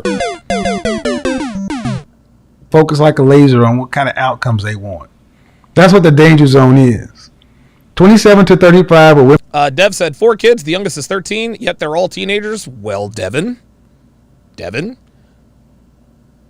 I am 6 years older than my youngest brother. When I was 19, he was 13. My sister was 17, and my brother and sister are both 16. So it is possible. It's possible. But I hear what you're saying. You know what? You might be right, Dev. Hang on a second. She's 38 years old with 4 kids. Let's do some math here. So she's 38 years old with 4 kids, and her youngest is 13. So so her youngest is 13, right?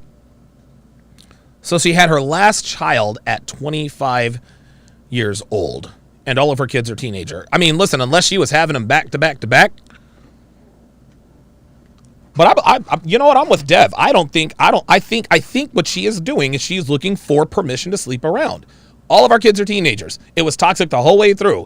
We did individual counseling and group counseling. Nothing worked. There is nothing else to salvage. Not going to get into details, Kevin, but it's over. Everything, according to her, She feels like this is the perfect scenario for Kevin Samuels to give her permission to go and sleep around. That's it. That's it. That's what this is. That's what this is. She wants permission to sleep around. Women need to focus like a laser on the relational outcomes they want because life starts making choices. You're 38. 36 to 60 is called no man's land. Yep. Because there are no men there. Nope. And at 38 with 4 kids, you don't have a lot of men in front of you. Kevin's being nice. Kevin's being nice. There are no men out there. No man wants to commit to a 38-year-old woman with 4 kids. It ain't happening. It's not happening. See, listen, when Kevin talks to me, he keeps it real. He keeps it all the way real. And I understand Kevin he has to handle these women with kid gloves at this point. He doesn't want to be seen as mean or heartless. He's, but he actually called me. This is funny. He actually called me 10 minutes before he did this live stream. Or I called him and he picked up, or he called me and I didn't realize. I was like, oh shit, you're about to be on in 10 minutes. Or he's like, no, you got a question. I said, well, look, I think I know what my style personality is. And he said, okay, well, what is it? I think it's this, Vice City, blah, blah, blah, blah, blah. With the sunglasses and the Cuban pants.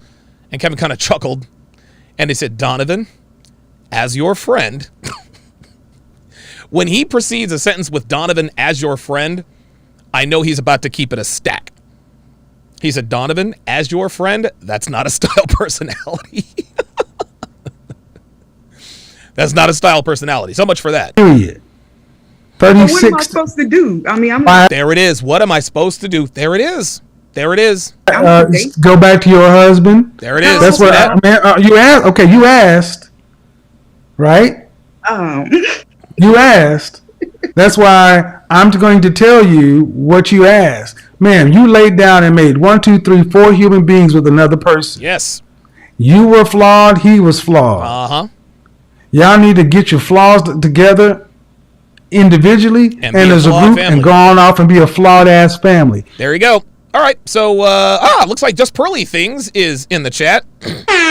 Nah, just kidding. I don't Don DeMarco for women. She says, I reacted to your Are White Girls Tainted video. 2 girls from Matt James season have proposals from white men. Let's talk. Yeah, we can definitely talk, JPT, but, sweetheart, the exception doesn't make the rule. Are there white men who date white women who have commingled with black guys? Sure. Are there white guys who date white girls who know that she is a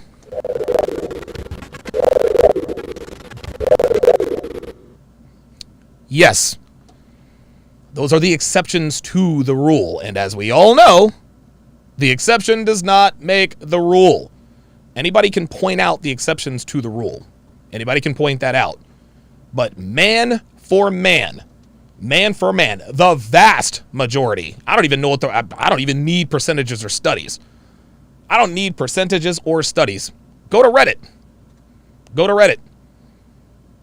And you'll see dude, put the question on Reddit. And the reason why Reddit's a good place to do this is because people are 100% anonymous. They can be truthful under the shroud of anonymity. I think this will be a good conversation. I think Just Pearly Things. I think she's in shock. I think she's in shock, man. I think she's in shock. But yeah, that'll be a great podcast. I think that'll be a good discussion.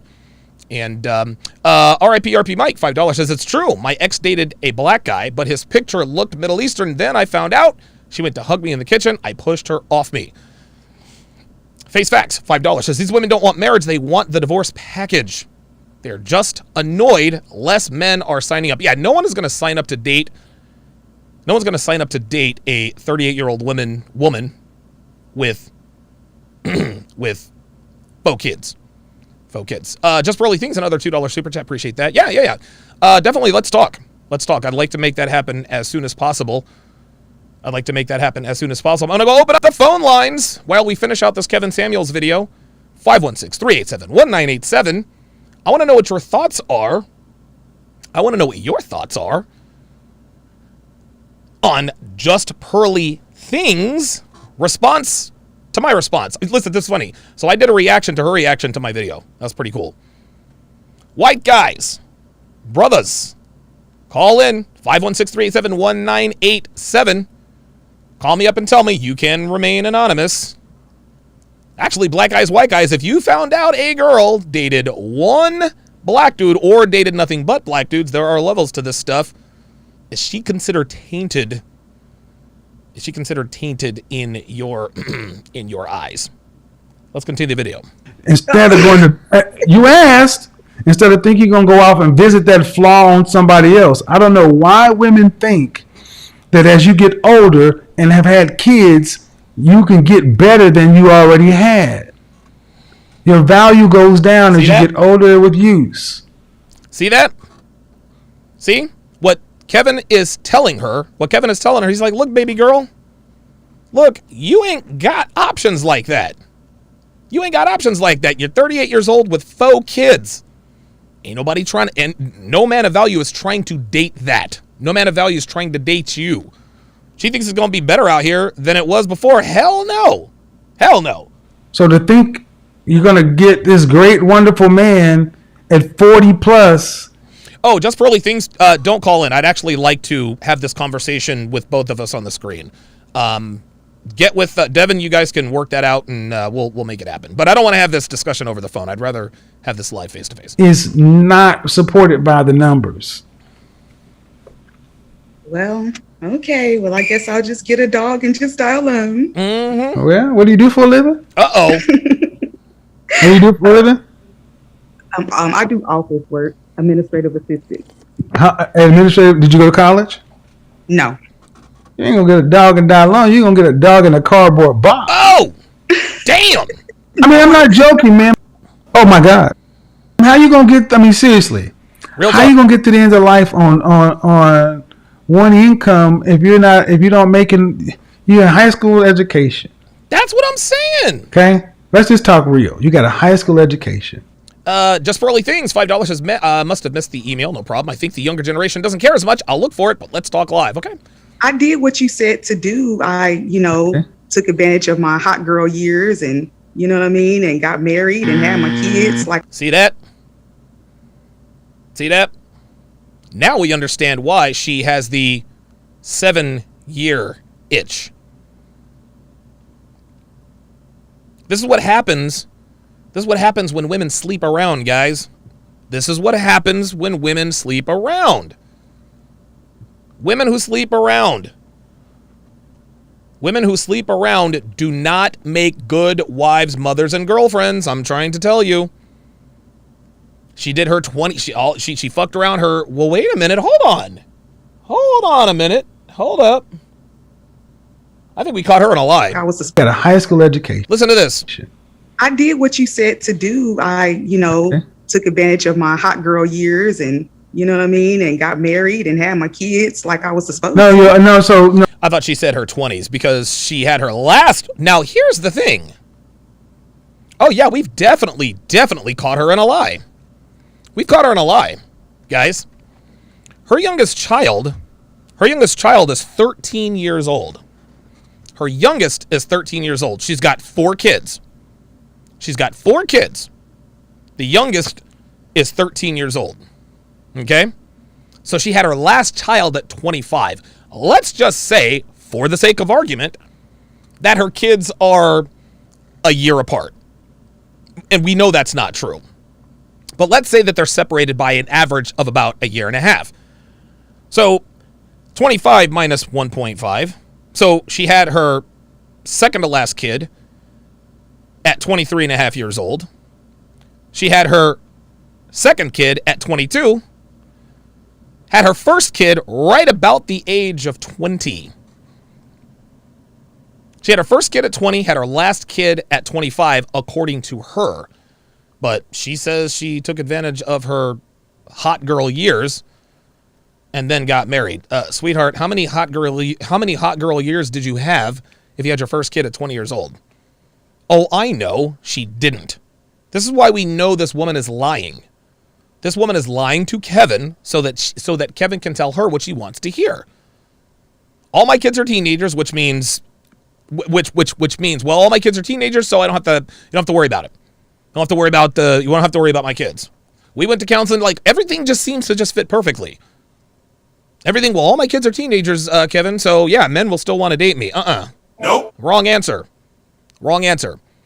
This woman slept around, then she got married, and now we're surprised that after 4 kids and how many years of marriage, she wants out. For no other reason but that she used to be a hoe. Guys, this is why we teach what we teach.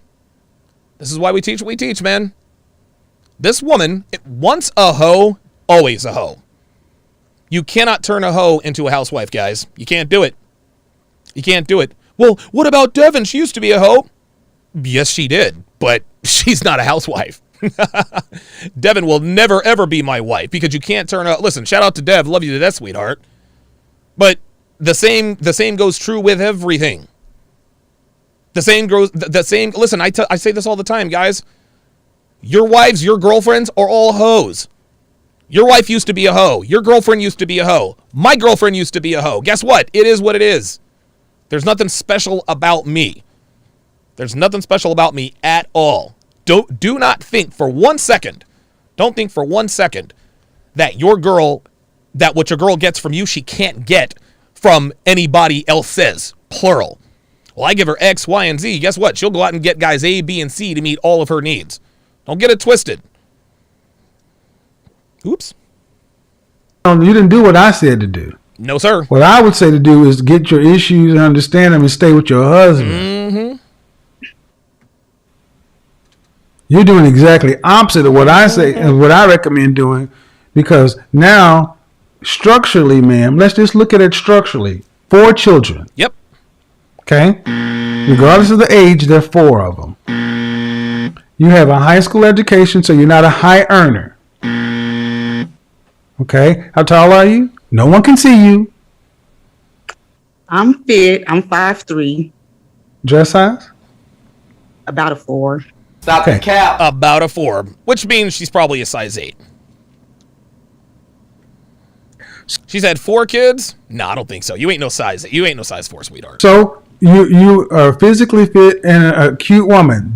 But she's still men looking to take someone seriously. A man who's age appropriate. They're not going to be any more children.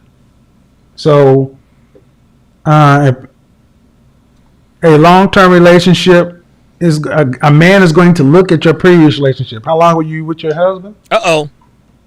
We were together off and on for like 16 years. Off and on for 16 years. Oh boy, dude. The hits just keep on coming. Off and on for 16 years. Well, if she's been with her husband off and on for 16 years and she had her kid at about the age of 20 years old, she's been with her husband since she was 22. Which means she had a baby daddy when her husband met her. Guys, listen, man, you can't make this stuff up. Kevin says it all the time. You let a woman talk long enough, eventually she will tell on herself. We got Joe in Boston, Apollo in Pittsburgh, and Ray from Kansas City, Missouri coming up shortly here. Hang tight, guys. Right. So he's going to ask you why. He's going to ask you the fair question. Why? What kind of chance would I have with you if you were with somebody for 16 years and have 4 kids? If you don't have a track record to show you're better than you were. That's why I say you got to go. Healing, the work, the individual therapy is going to have to be done if you want a future with anyone. There you go. I agree. I so this is why when you say 6 months, I'm like, well, that's not long enough. 6 months is a formula for just a bunch of fractured kind of relationships, situationships until they run its course. That's why I'm a big fan of not wrecking homes, because is you said you guys are effectively co-parenting, right? Yep. Yes. Is he married again? No.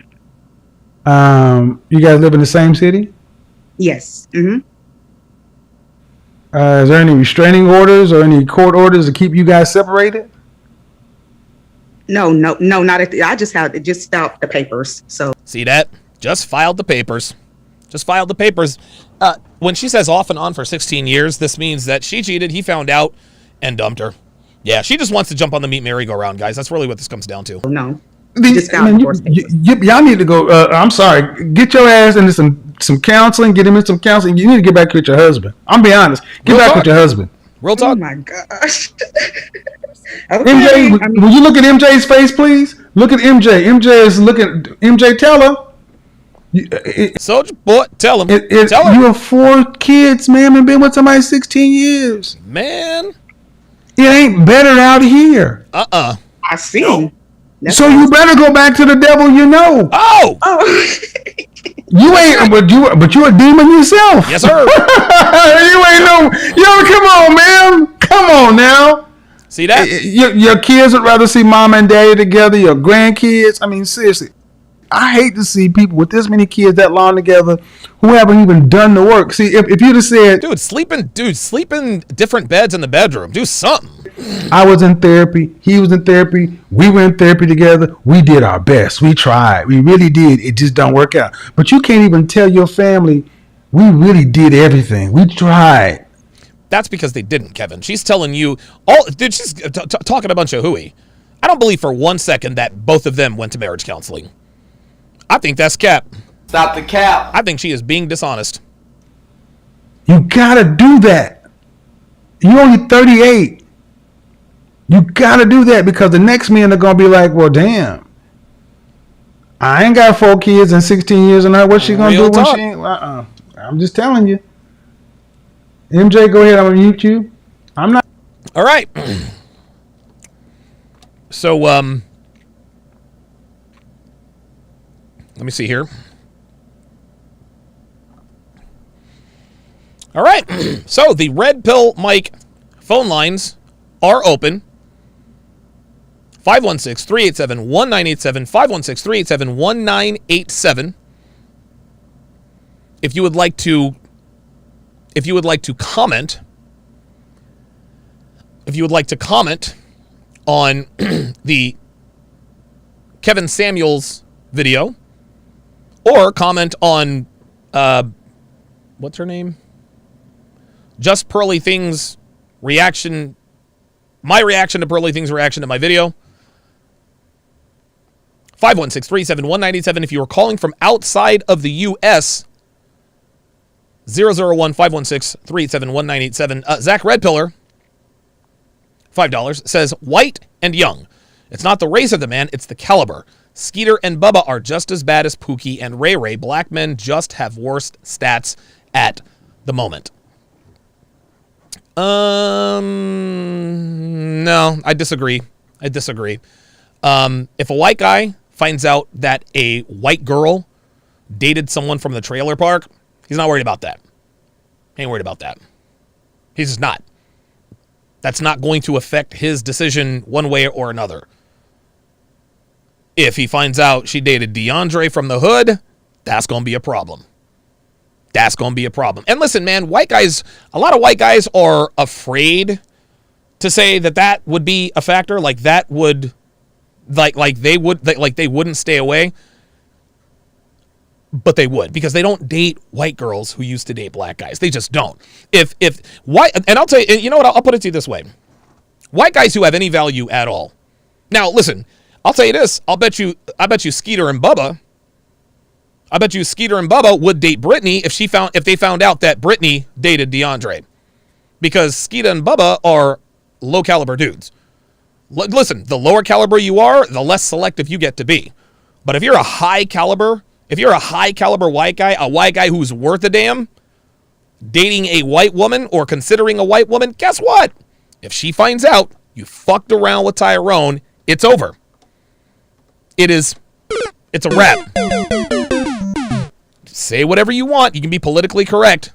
But guys, dude, go to Reddit. I'm trying to tell you.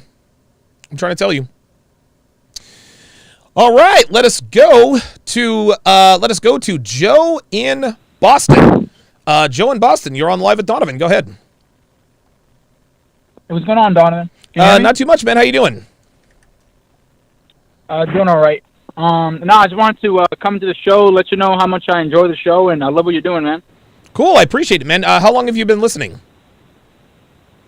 So I just came back from work. I think I've been listening for a good 30 minutes now or so. No, I mean overall. I got in when you were, huh? I mean overall. How long have you how long have you been watching my show? Overall, when did you start watching my show? Oh, overall. Ever since you got onto the Fresh and Fit show, when that famous clip with Kevin Samuels roasting that chick about yes, Amanda. After that, I started watching you. Wow, very good. Yeah, that was crazy, wasn't it? Yeah, that was a sight to behold. That was funny. Good stuff. Let me ask you this, Joe. Now, are you a white guy? No, I'm actually Dominican, but I consider myself black. Oh, you consider yourself black? Okay. Well, let me ask you. You're a Dominican. You're a Dominican black guy. If you were interested in a white girl and you found out that she dated black guys or dated a black guy, would you consider her to be viable for a long-term relationship, or would it not matter? It depends on the black guy. She was fucking with Pookie and Ray Ray. Yeah, that would be a problem. But any black guy, not really. Because like I said, I'm black myself, so I don't really see it that way. Okay. But if it was Pookie and Ray Ray, I'm like, ooh, the niggas slinging drugs of it? Oh, yep. I don't know about that. Nope, I'm with you. Okay. Well, thanks for your honesty, Joe. I appreciate it. Because So yeah. Oh, sorry about that, Joe. I guess I cut him off a little later. So yeah, it depends on the caliber of the black guy, right? All right. So basically, if she fucked around or dated hood niggas, and let's get specific now. Let's get specific now. It depends upon the caliber. Now, if she dated a hood nigga, she's definitely out of the running. However, let's not get it twisted. Let's just say that the black guy she dated was not a hood nigga. Let's just say that he was a high earner, drove a nice car, dressed well, etc., etc. Guess what? She'd still be off limits. I'm trying to tell you. Dalton Turner says Reddit is the Google for female nature. Yeah, we need to pull up some Reddit stuff. All right, let's go to Apollo in Pittsburgh. Apollo, what's going on, brother? How you doing? All right, Donovan, how you doing? Doing real good, man. What's going on? All right, yeah, just would comment on the girl, just girly things that, what you're talking about is absolutely right, especially now that I've been dating on the market for a long time and that I'm in my 40s with dating women, in their mid to late 30s, 40s, white girls. A lot of them saying, I'm the first black guy they've been with or talked to, because in their younger days, if they would have tried to, they would have been ostracized or shunned or, would have looked bad from their family and friends, so they didn't, but they fantasized about it. And so now that they're older and obviously it's much more accepted, they felt comfortable doing so. And why do you think that is, Apollo? Why do you think they're more comfortable in doing so? I have my reason, but I want to hear yours first. Oops, I misspelled that. I think it's just obviously the times. It's looked at much more differently than it was, years ago, and so people are more accepting, and it's actually much more. I guess it's looked down upon on those that are going to be, racist or looked down upon it. Just like with her brother saying like, oh no, I wouldn't think that. It's like he can't say that. He knows he can't say that because it's his sister and she's dating a black man, and she would look at him sideways if he was to say what's really on his mind. I totally agree. Here's my answer for the reason, and you might agree with this because you and I, we're both around the same age. The reason why it's more acceptable for older white women to date black men is because their value is lower. Right? It's because their value is lower. Listen, man, Devin, and I don't hold this against her father, but guess what? Devin told me, hey, look, I'm 45 years old, and my dad, I remember when we first started dating, she was 39, right? She's like, oh my God, my dad would love you. I said, well, of course he's going to love me. You're 39 years old. But what would he say What would he say if you were, say, 16 and I was, say, 17? She said, oh, yeah, he would definitely have a problem with it. You see, because younger women clearly have more value than older women. That doesn't mean that older women don't have any value. But fathers are protective of their daughters when their value is at the highest. And so, of course, he'd have a problem with it. This is the same reason why the father of my high school sweetheart had a problem with me. Guess what? If I were to go back and date my high school sweetheart, do you think her father would care? Hell no. Hell no, because she's now 43 years old. Her value is all but gone. Her value is much lower. Oh, absolutely. Just like one of the girls that I'm hooking up with, she's 25, and white. And I asked her, I was like, do you tell anybody we're even hooking up, or what would your parents say if you brought me home? And she was like, it wouldn't go over well. There you go. I'm 43 years old, and have a house, 2 jobs, and it still wouldn't go over well. There you go. See that? You see that? Listen. It depends upon the age. Of course it wouldn't go well because she's 25. She's at her peak in terms of value. Her parents absolutely would have a problem. At least her father would have a problem with that. I'll give you the last word, Apollo. Right. That, and then I'll say this, like what I've talked to you about before, like 2 of the girls that I've hooked up with that are older women, their ex-husbands wanted to see them hook up, or they did hook up in front of them with black men. Oh, wow. So to think, but it was... even though it was a fantasy as far as just living that out, but as far as them dating someone else, even when they broke up, they had an issue with that. So, it just goes to show, even though they fantasize about seeing that, they still didn't want them dating. Well, here's the thing, and thanks for the call, Apollo. I think those are two very different things. Any white guy who fantasizes about his white wife getting plowed by a black guy in front of him, that to me, that's a fetish, that's a fantasy, that's just that's a whole other issue. Oh, hold on a second. Oh, Mr. Shane Vicious, $2 says the cleanup man isn't needed now. His job is done. Absolutely. We got Ray in Kansas City, Alex in Kansas City, Alvin in Australia, and the entrepreneur in Switzerland. I've got you guys coming up next. I'll tell you a quick story, very quick story. One of my best friends in Reno, Dev's actually met her before. Okay, she has a sister. She has a sister, right? Her sister is married to this, I'm telling you, high-powered power attorney. They live in this ridiculous estate out on Damani Ranch, or it was on Steamboat Parkway. Beautiful family, beautiful home. Well, her sister, while she was in college, did nothing but fuck niggas. And do you know what my friend told me? She says she'll never ever tell her husband. She tells me, do not tell Philip. She will never ever ever let her husband Philip find out that she fucked niggas in college. Of course she's not.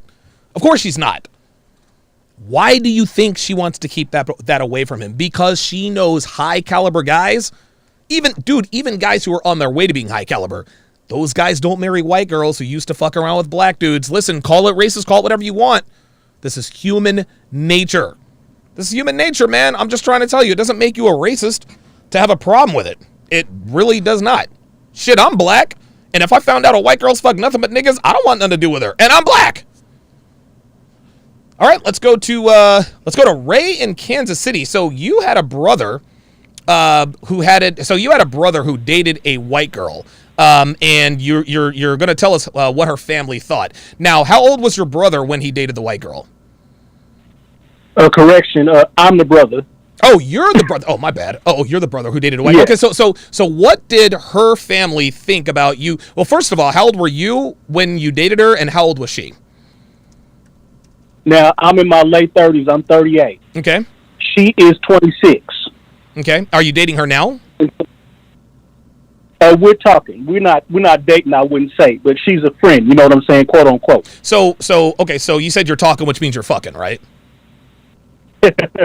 Listen, yes, come on, bro. Come on, man. Listen, just because I sound like I'm white doesn't mean I don't listen. I know. We're look. It's like nigga ease. Yeah, we talking. Translation, we are having sexual intercourse on a regular basis. So tell me about the reaction tell me about the family's reaction to you dating her. Okay, now dig this. I've met her family before because we started out just being cool. And they seem like all white folks, you know, they Midwest, you know, so they real nice and polite and all of that. Sure. But talking to her before, she once said that she knows she can't bring no brother home to her. She said her parents told her not to bring home a black man. There you go. There it is. Her Now, parents told. Go ahead. I know she's the kind of girl who doesn't do everything her parents tell her anyway. Right. But that's a long story. So I say, wait a second.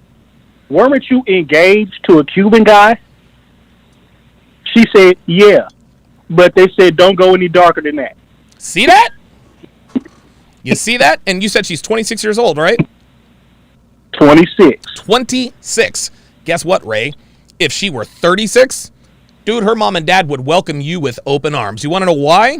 You want to know why? I already know why. I'll tell you why. Go ahead. Go ahead. Because pretty much not long ago, she just bought a dog. And her mama said, if you bought a dog, I'm never going to get a grandbaby, am I? Oops. Uh-oh. So, see, you already know by me saying that. Yep. Unbelievable. So if she gets too much older and she don't have no grandbabies or nobody with her, they don't mind if she date no brothers or whatever. It's whatever. Of course not. And listen, I'll tell you this too. Let me ask you something else, Ray. Did you date white girls when you were in high school or no? I'll tell you what. I have no problem with the white girls, but I never touched them because I come from that era. You know what I'm talking about? I got you. I'm with you. I'm with you. No, yeah, listen, I'm totally with you, I never had man. no problem with it. But I just treaded lightly, so I thought it would just be better if I didn't touch it. There you go. There it is, man. Ray in Kansas City, keeping it 99, didn't necessarily keep it 100 because he said they were talking, which means they were fucking. But you know, it is what it is. I got you. I appreciate it, Ray. Ray. Okay, let us go to Alex in Kansas City. Alex in Kansas City. You wanted to comment on white girls dating black guys. Go ahead. Yeah, so for me, I'm a white guy. It depends on the caliber of the black guy she was dating. Okay.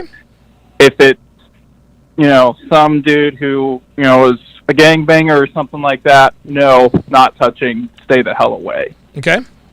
But, and I would say this also applies to white guys, but if the dude was like this leagues above me, and I remember I had this manager at my old job, he was about my height, and I'm 6'3", he was probably 250 pounds of thick steel muscle. I mean, he was a big man. And, he was extremely smart, and he always dressed very nicely, and, he was just, like a man's man, and I know he probably made bank. Right. And if I found out, oh, that's your ex, and, it just happened to be that he was black, but if he was black, white, Hispanic, whatever, sure, I would stay the hell away. I'd be like, all right, that's definitely the dude that just alpha widowed you. There it is. That's right. Let me ask you something, Alex. Let's flip this around, right? Because a lot of men will say what you say. They'll say, well, listen, it really kind of depends upon the caliber of the black guy. But if you found out, if you're interested in a white woman and you found out you would assume she had a white ex-boyfriend, you would still date her. Number one. Number two, a white guy would never say, well, it depends on the caliber of the white guy she dated. It never depends on the caliber because it's not a factor. Am I wrong? I mean, are you asking, like, would I probe into her ex, or? Not.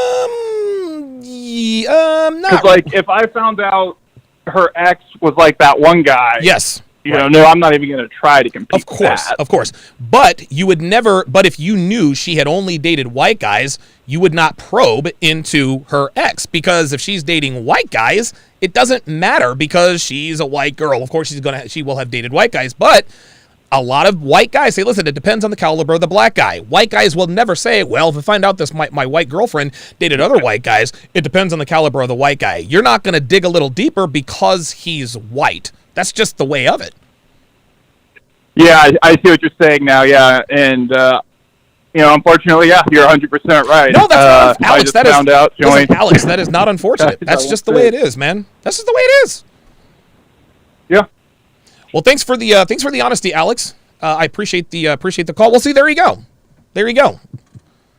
See, and again, white guys are like, well, listen, it depends on the caliber of the black guy. Fair enough. But if you reverse the race and you knew that she had dated nothing but white guys, well, would you date a white girl who dated nothing but white guys? Well, of course I would. They never say, well, it depends on the caliber of the white guy she dated. No, it only depends on the caliber of the black guys she dated. Right? It depends on the caliber of the black guy. It never depends on the caliber of the white guy. That's all there is to it. Guru says, white guys have high standards. White guys of value have high standards, my friend. White guys with value have high standards, as do black guys, Hispanics, etc., etc. All right, let us go to Alvin in Australia. So you wanted to comment on me having been on Fresh and Fit. Yes. Hi, Donovan. This is Alvin here. Yes. It's funny how I found this community. It's actually funny. I think, weirdly enough, it was from Auburn Preach. Mm-hmm. Auburn Preach, when they got on Fresh and Fit, I was like, oh, this is new. I got on Fresh and Fit. And no. Actually, it was first they brought on Kevin Samuels after the Average at Best. Then they went on Fresh and Fit. So that's how I found this community. And it's been a wild, I think, 4 or 5 months I've been listening to this community. So yeah, that's how I found this community. And for this particular topic, white.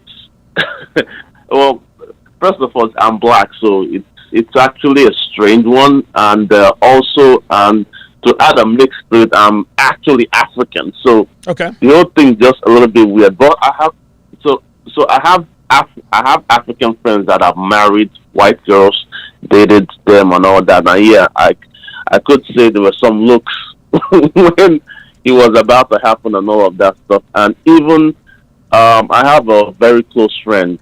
When he got married to a white lady when she was very young, and the family kicked against it. They were like, no, of course the girl did not listen.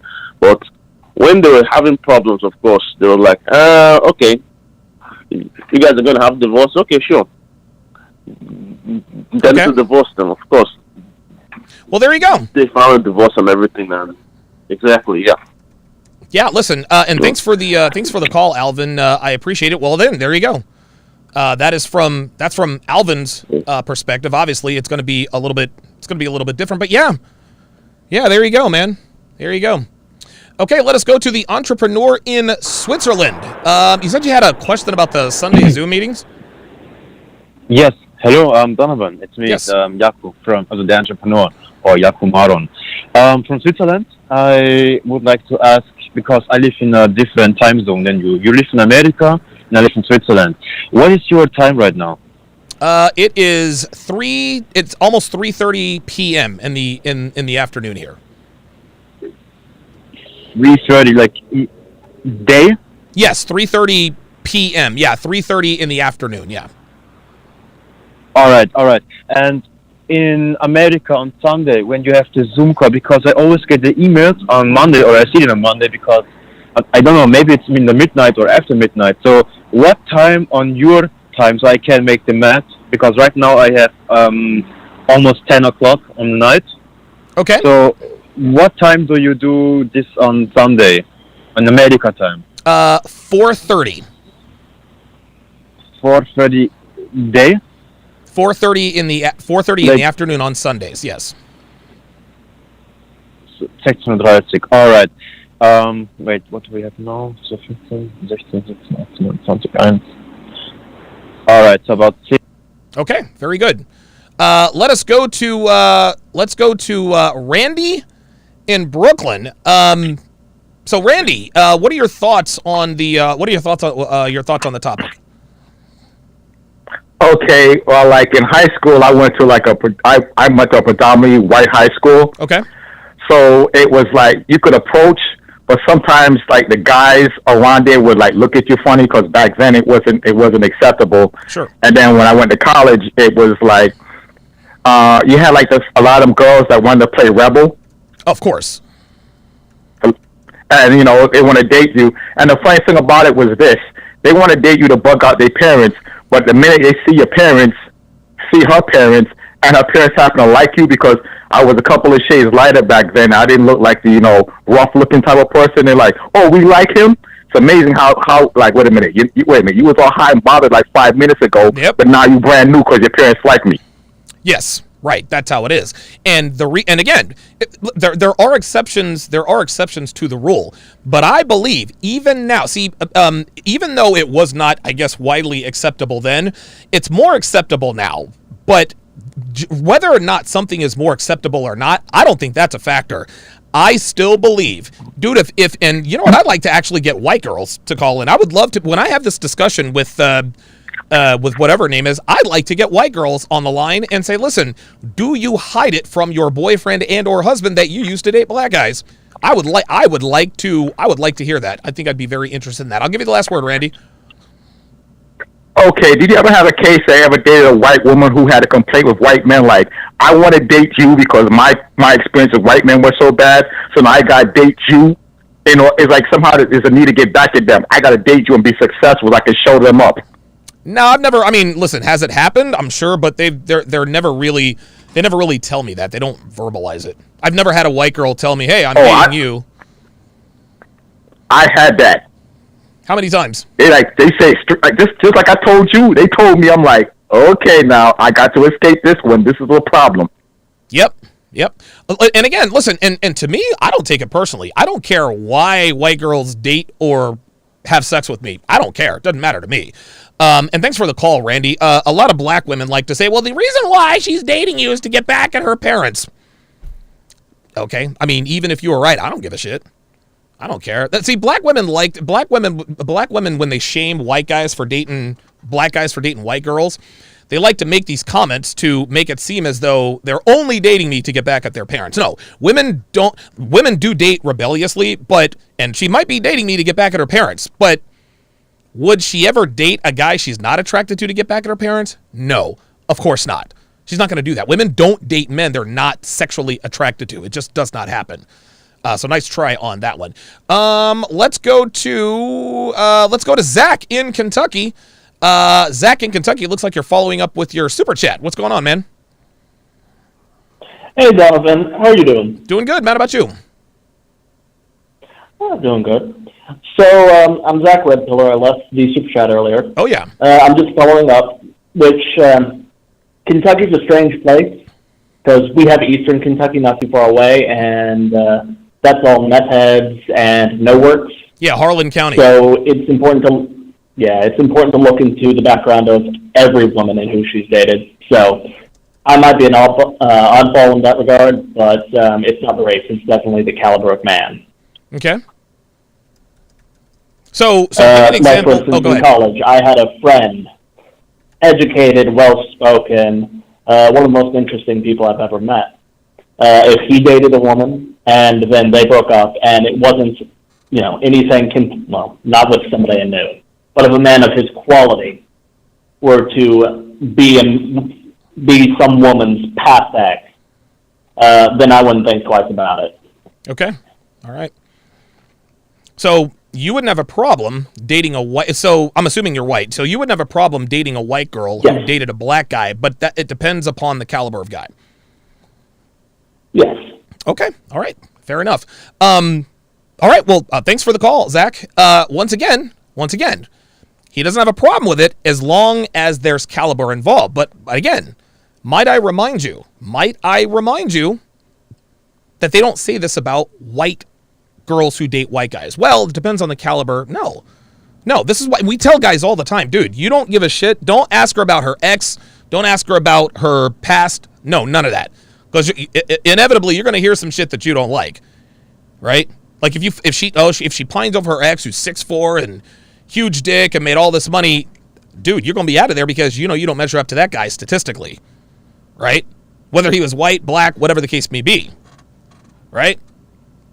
But wouldn't you want to know if she dated black guys before? Right? Wouldn't you want to know? Of course you would want to know. See, again, white guys don't care about the white men that white girls have dated. They don't say, well, it depends on the caliber, etc., etc. Nah, they don't care about that because they're white. And again, this doesn't make anybody racist. This is just how it is. This is how it is. All right, last call of the day. We got Tony in New York. Tony, you're on Live with Donovan. So you have you want to talk about the stigma of white girls dating black guys? Go ahead. Yes, how you doing, man? Just found your channel today. Very great content. I love it. I just subscribed. But thank you. All that shit aside, I really do.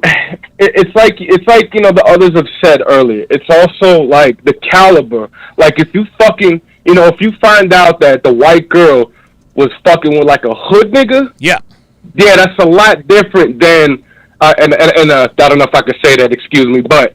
No, it's fine. I say it all the time. Really, it's gonna come off a lot different than you might find out little Becky actually dated a black guy that what I mean, probably was a manager or something of a higher status, right? Than just being a hood nigga, and nothing wrong with but I really feel like that too. So in my opinion, I feel that let's say a white guy realizes that, finds out, through conversation with her, actually tries to date her. Right. I personally feel, no matter how much fucking money you making, no matter what furniture you done bought for her, dresses, bags, whatever, it's always going to be in the back of your mind. That's right. Especially if you're a white guy. Yep. You know what I mean? That, oh, fuck, well, you know what I mean? I'm at work, she's telling me she's home, but unless you have cameras set up in the crib, you feel me? Like, you're not really gonna, you know what I mean? I personally feel that way, you know what I mean? Because I'm gonna keep it a buck, I'm from Queens, man. I couldn't date a white girl that's just fucked with only hood niggas. Now, maybe if it was like a black man, because there is a difference between niggas and a black nigga and a black man, I'm gonna be real. I'm gonna be real. But it's like, you know what I mean? I might feel a little bit different.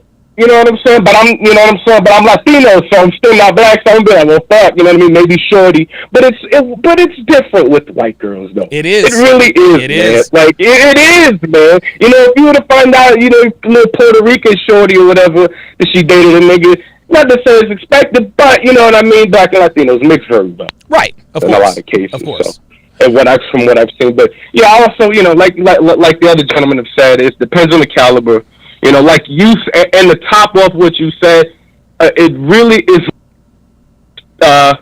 thing to say or shit to speak on, because it's not. It's just, everybody has their own preference. Yes. And in a way, I feel like that's almost a preference. But I don't want to, I don't want to keep talking, man. My bad, brother. No, you're all right, thank man. you for having me on here, man. No, that's all right. I appreciate you calling in, man.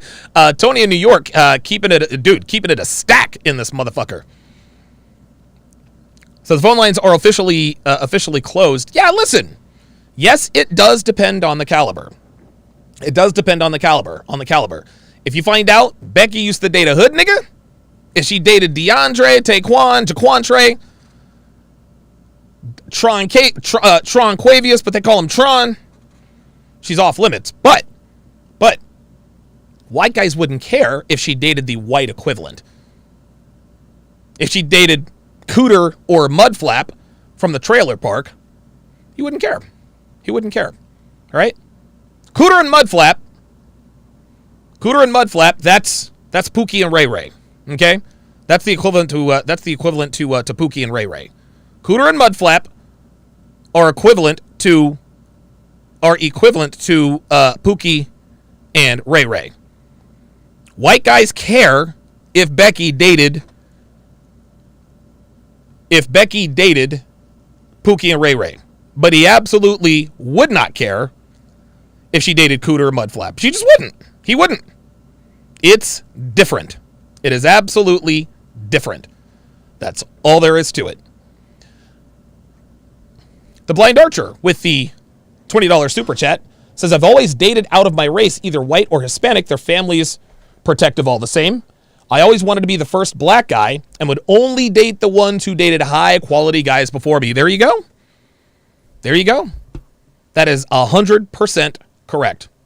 100% correct. Man, this was a very, very good discussion. Yeah. Hopefully, I keep forgetting this chick's name.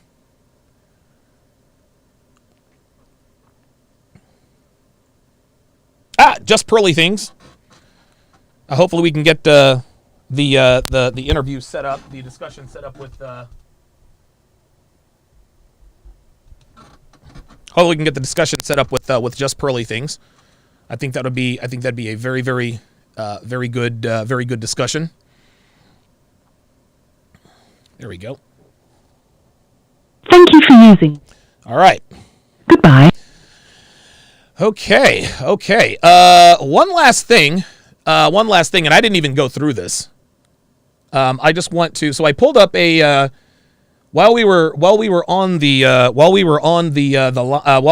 phone lines. I actually went to Reddit. Just typed in, and here's a Reddit thread. Do guys really care if white girls hook up with black guys? Okay.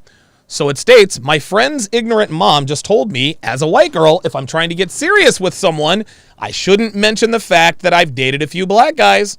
I'm also a bartender at a golf course, and when 30-something-year-old guys were talking to me, they said that guys don't want girls after they've been with a black guy because their shit will be tore up and nasty.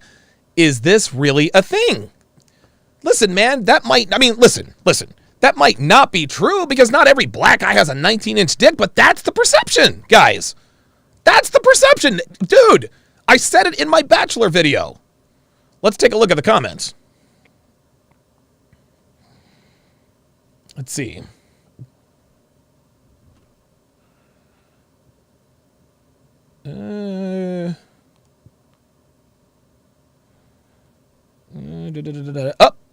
Just one vote says, yeah, it's a thing.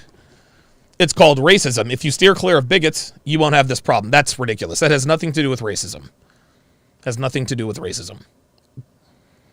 Somebody said, yes, indeed it is. I'm going to state some things here, not my personal beliefs at all, but some experiences I feel are relevant, ugly as they may be. I'm from the Midwest. Racism is rampant. However, I don't think people are looking down on the girl because of the color of the dude's skin.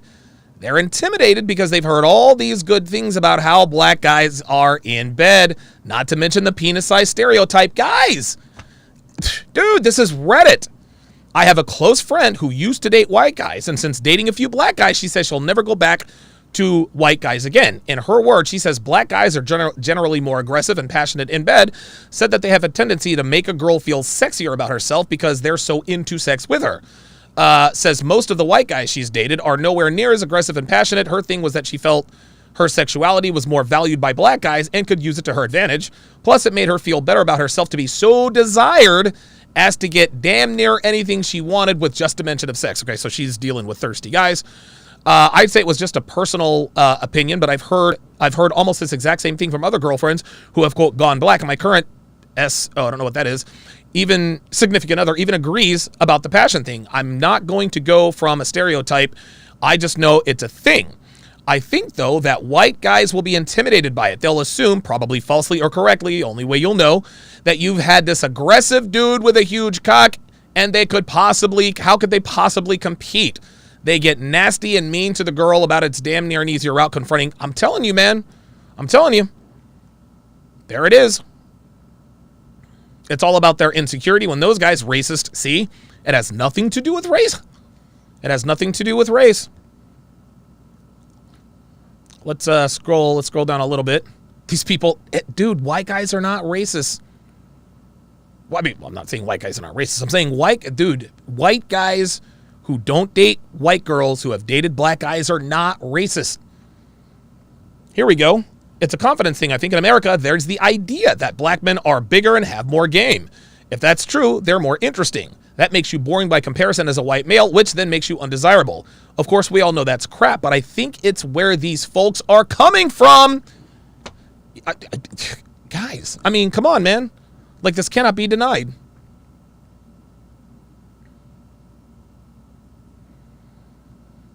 Racism, it doesn't matter. No, racism is not. See, look. He says, to be perfectly honest, I do find it to be a turnoff, not sure why. See? He doesn't want to come off as a racist, so he... See? And of course she said subconscious racism. No, that's not subconscious racism.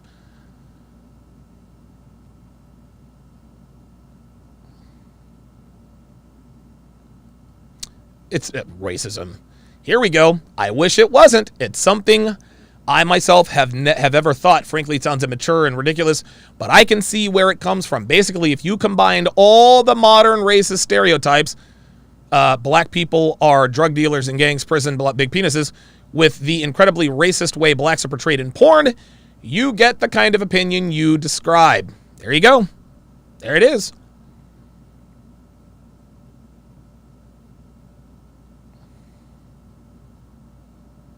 There, I'm telling you, man. I'm telling you.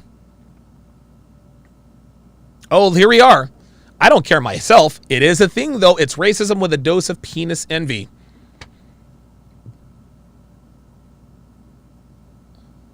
Yep, this is unfortunately a thing. I've seen plenty of people who have never said anything racist who insist that they're tolerant express disgust at white women sleeping with black men. There you go. There you go. There you go. It's an absolute thing. It's undeniable. Anybody who says that they don't care, they're capping. Here we go. Rocky Rambo says, yes, it's a thing. The reason I won't date any white girl who slept with a black guy is because of the significant higher STD, STI rate among black males. That's cap.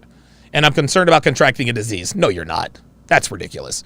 Also, penis size and or aggressiveness is not a concern of mine. I know I'm more sufficient in those departments. He's capping. He's ridiculous. No, he is clearly... Yeah. Come on. Come on. Come on.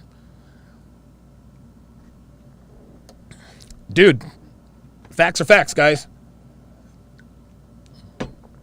Facts are facts. I mean, again, it doesn't make you a racist, but dude.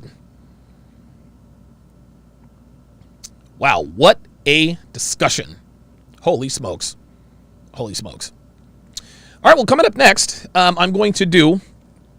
I'm going to be doing my F-Boy Island breakdown for you guys. I'll be breaking down F-Boy Island. F-Boy Island seems to be a little better than I thought it would be.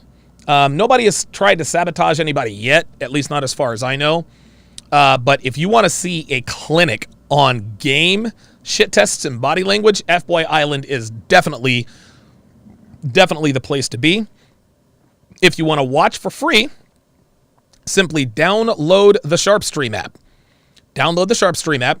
Go to sharpstream.com. You can download it for iPhone or Android. You can watch for free by downloading the SharpStream app. That's going to do it for this edition, the 781st edition of TSR Live. My thanks to all of my super chatters as well as my callers. F-Boy Island breakdown coming up next on SharpStream. Thanks for watching, guys. We'll see you next time. Get thousands of hours of content not found anywhere.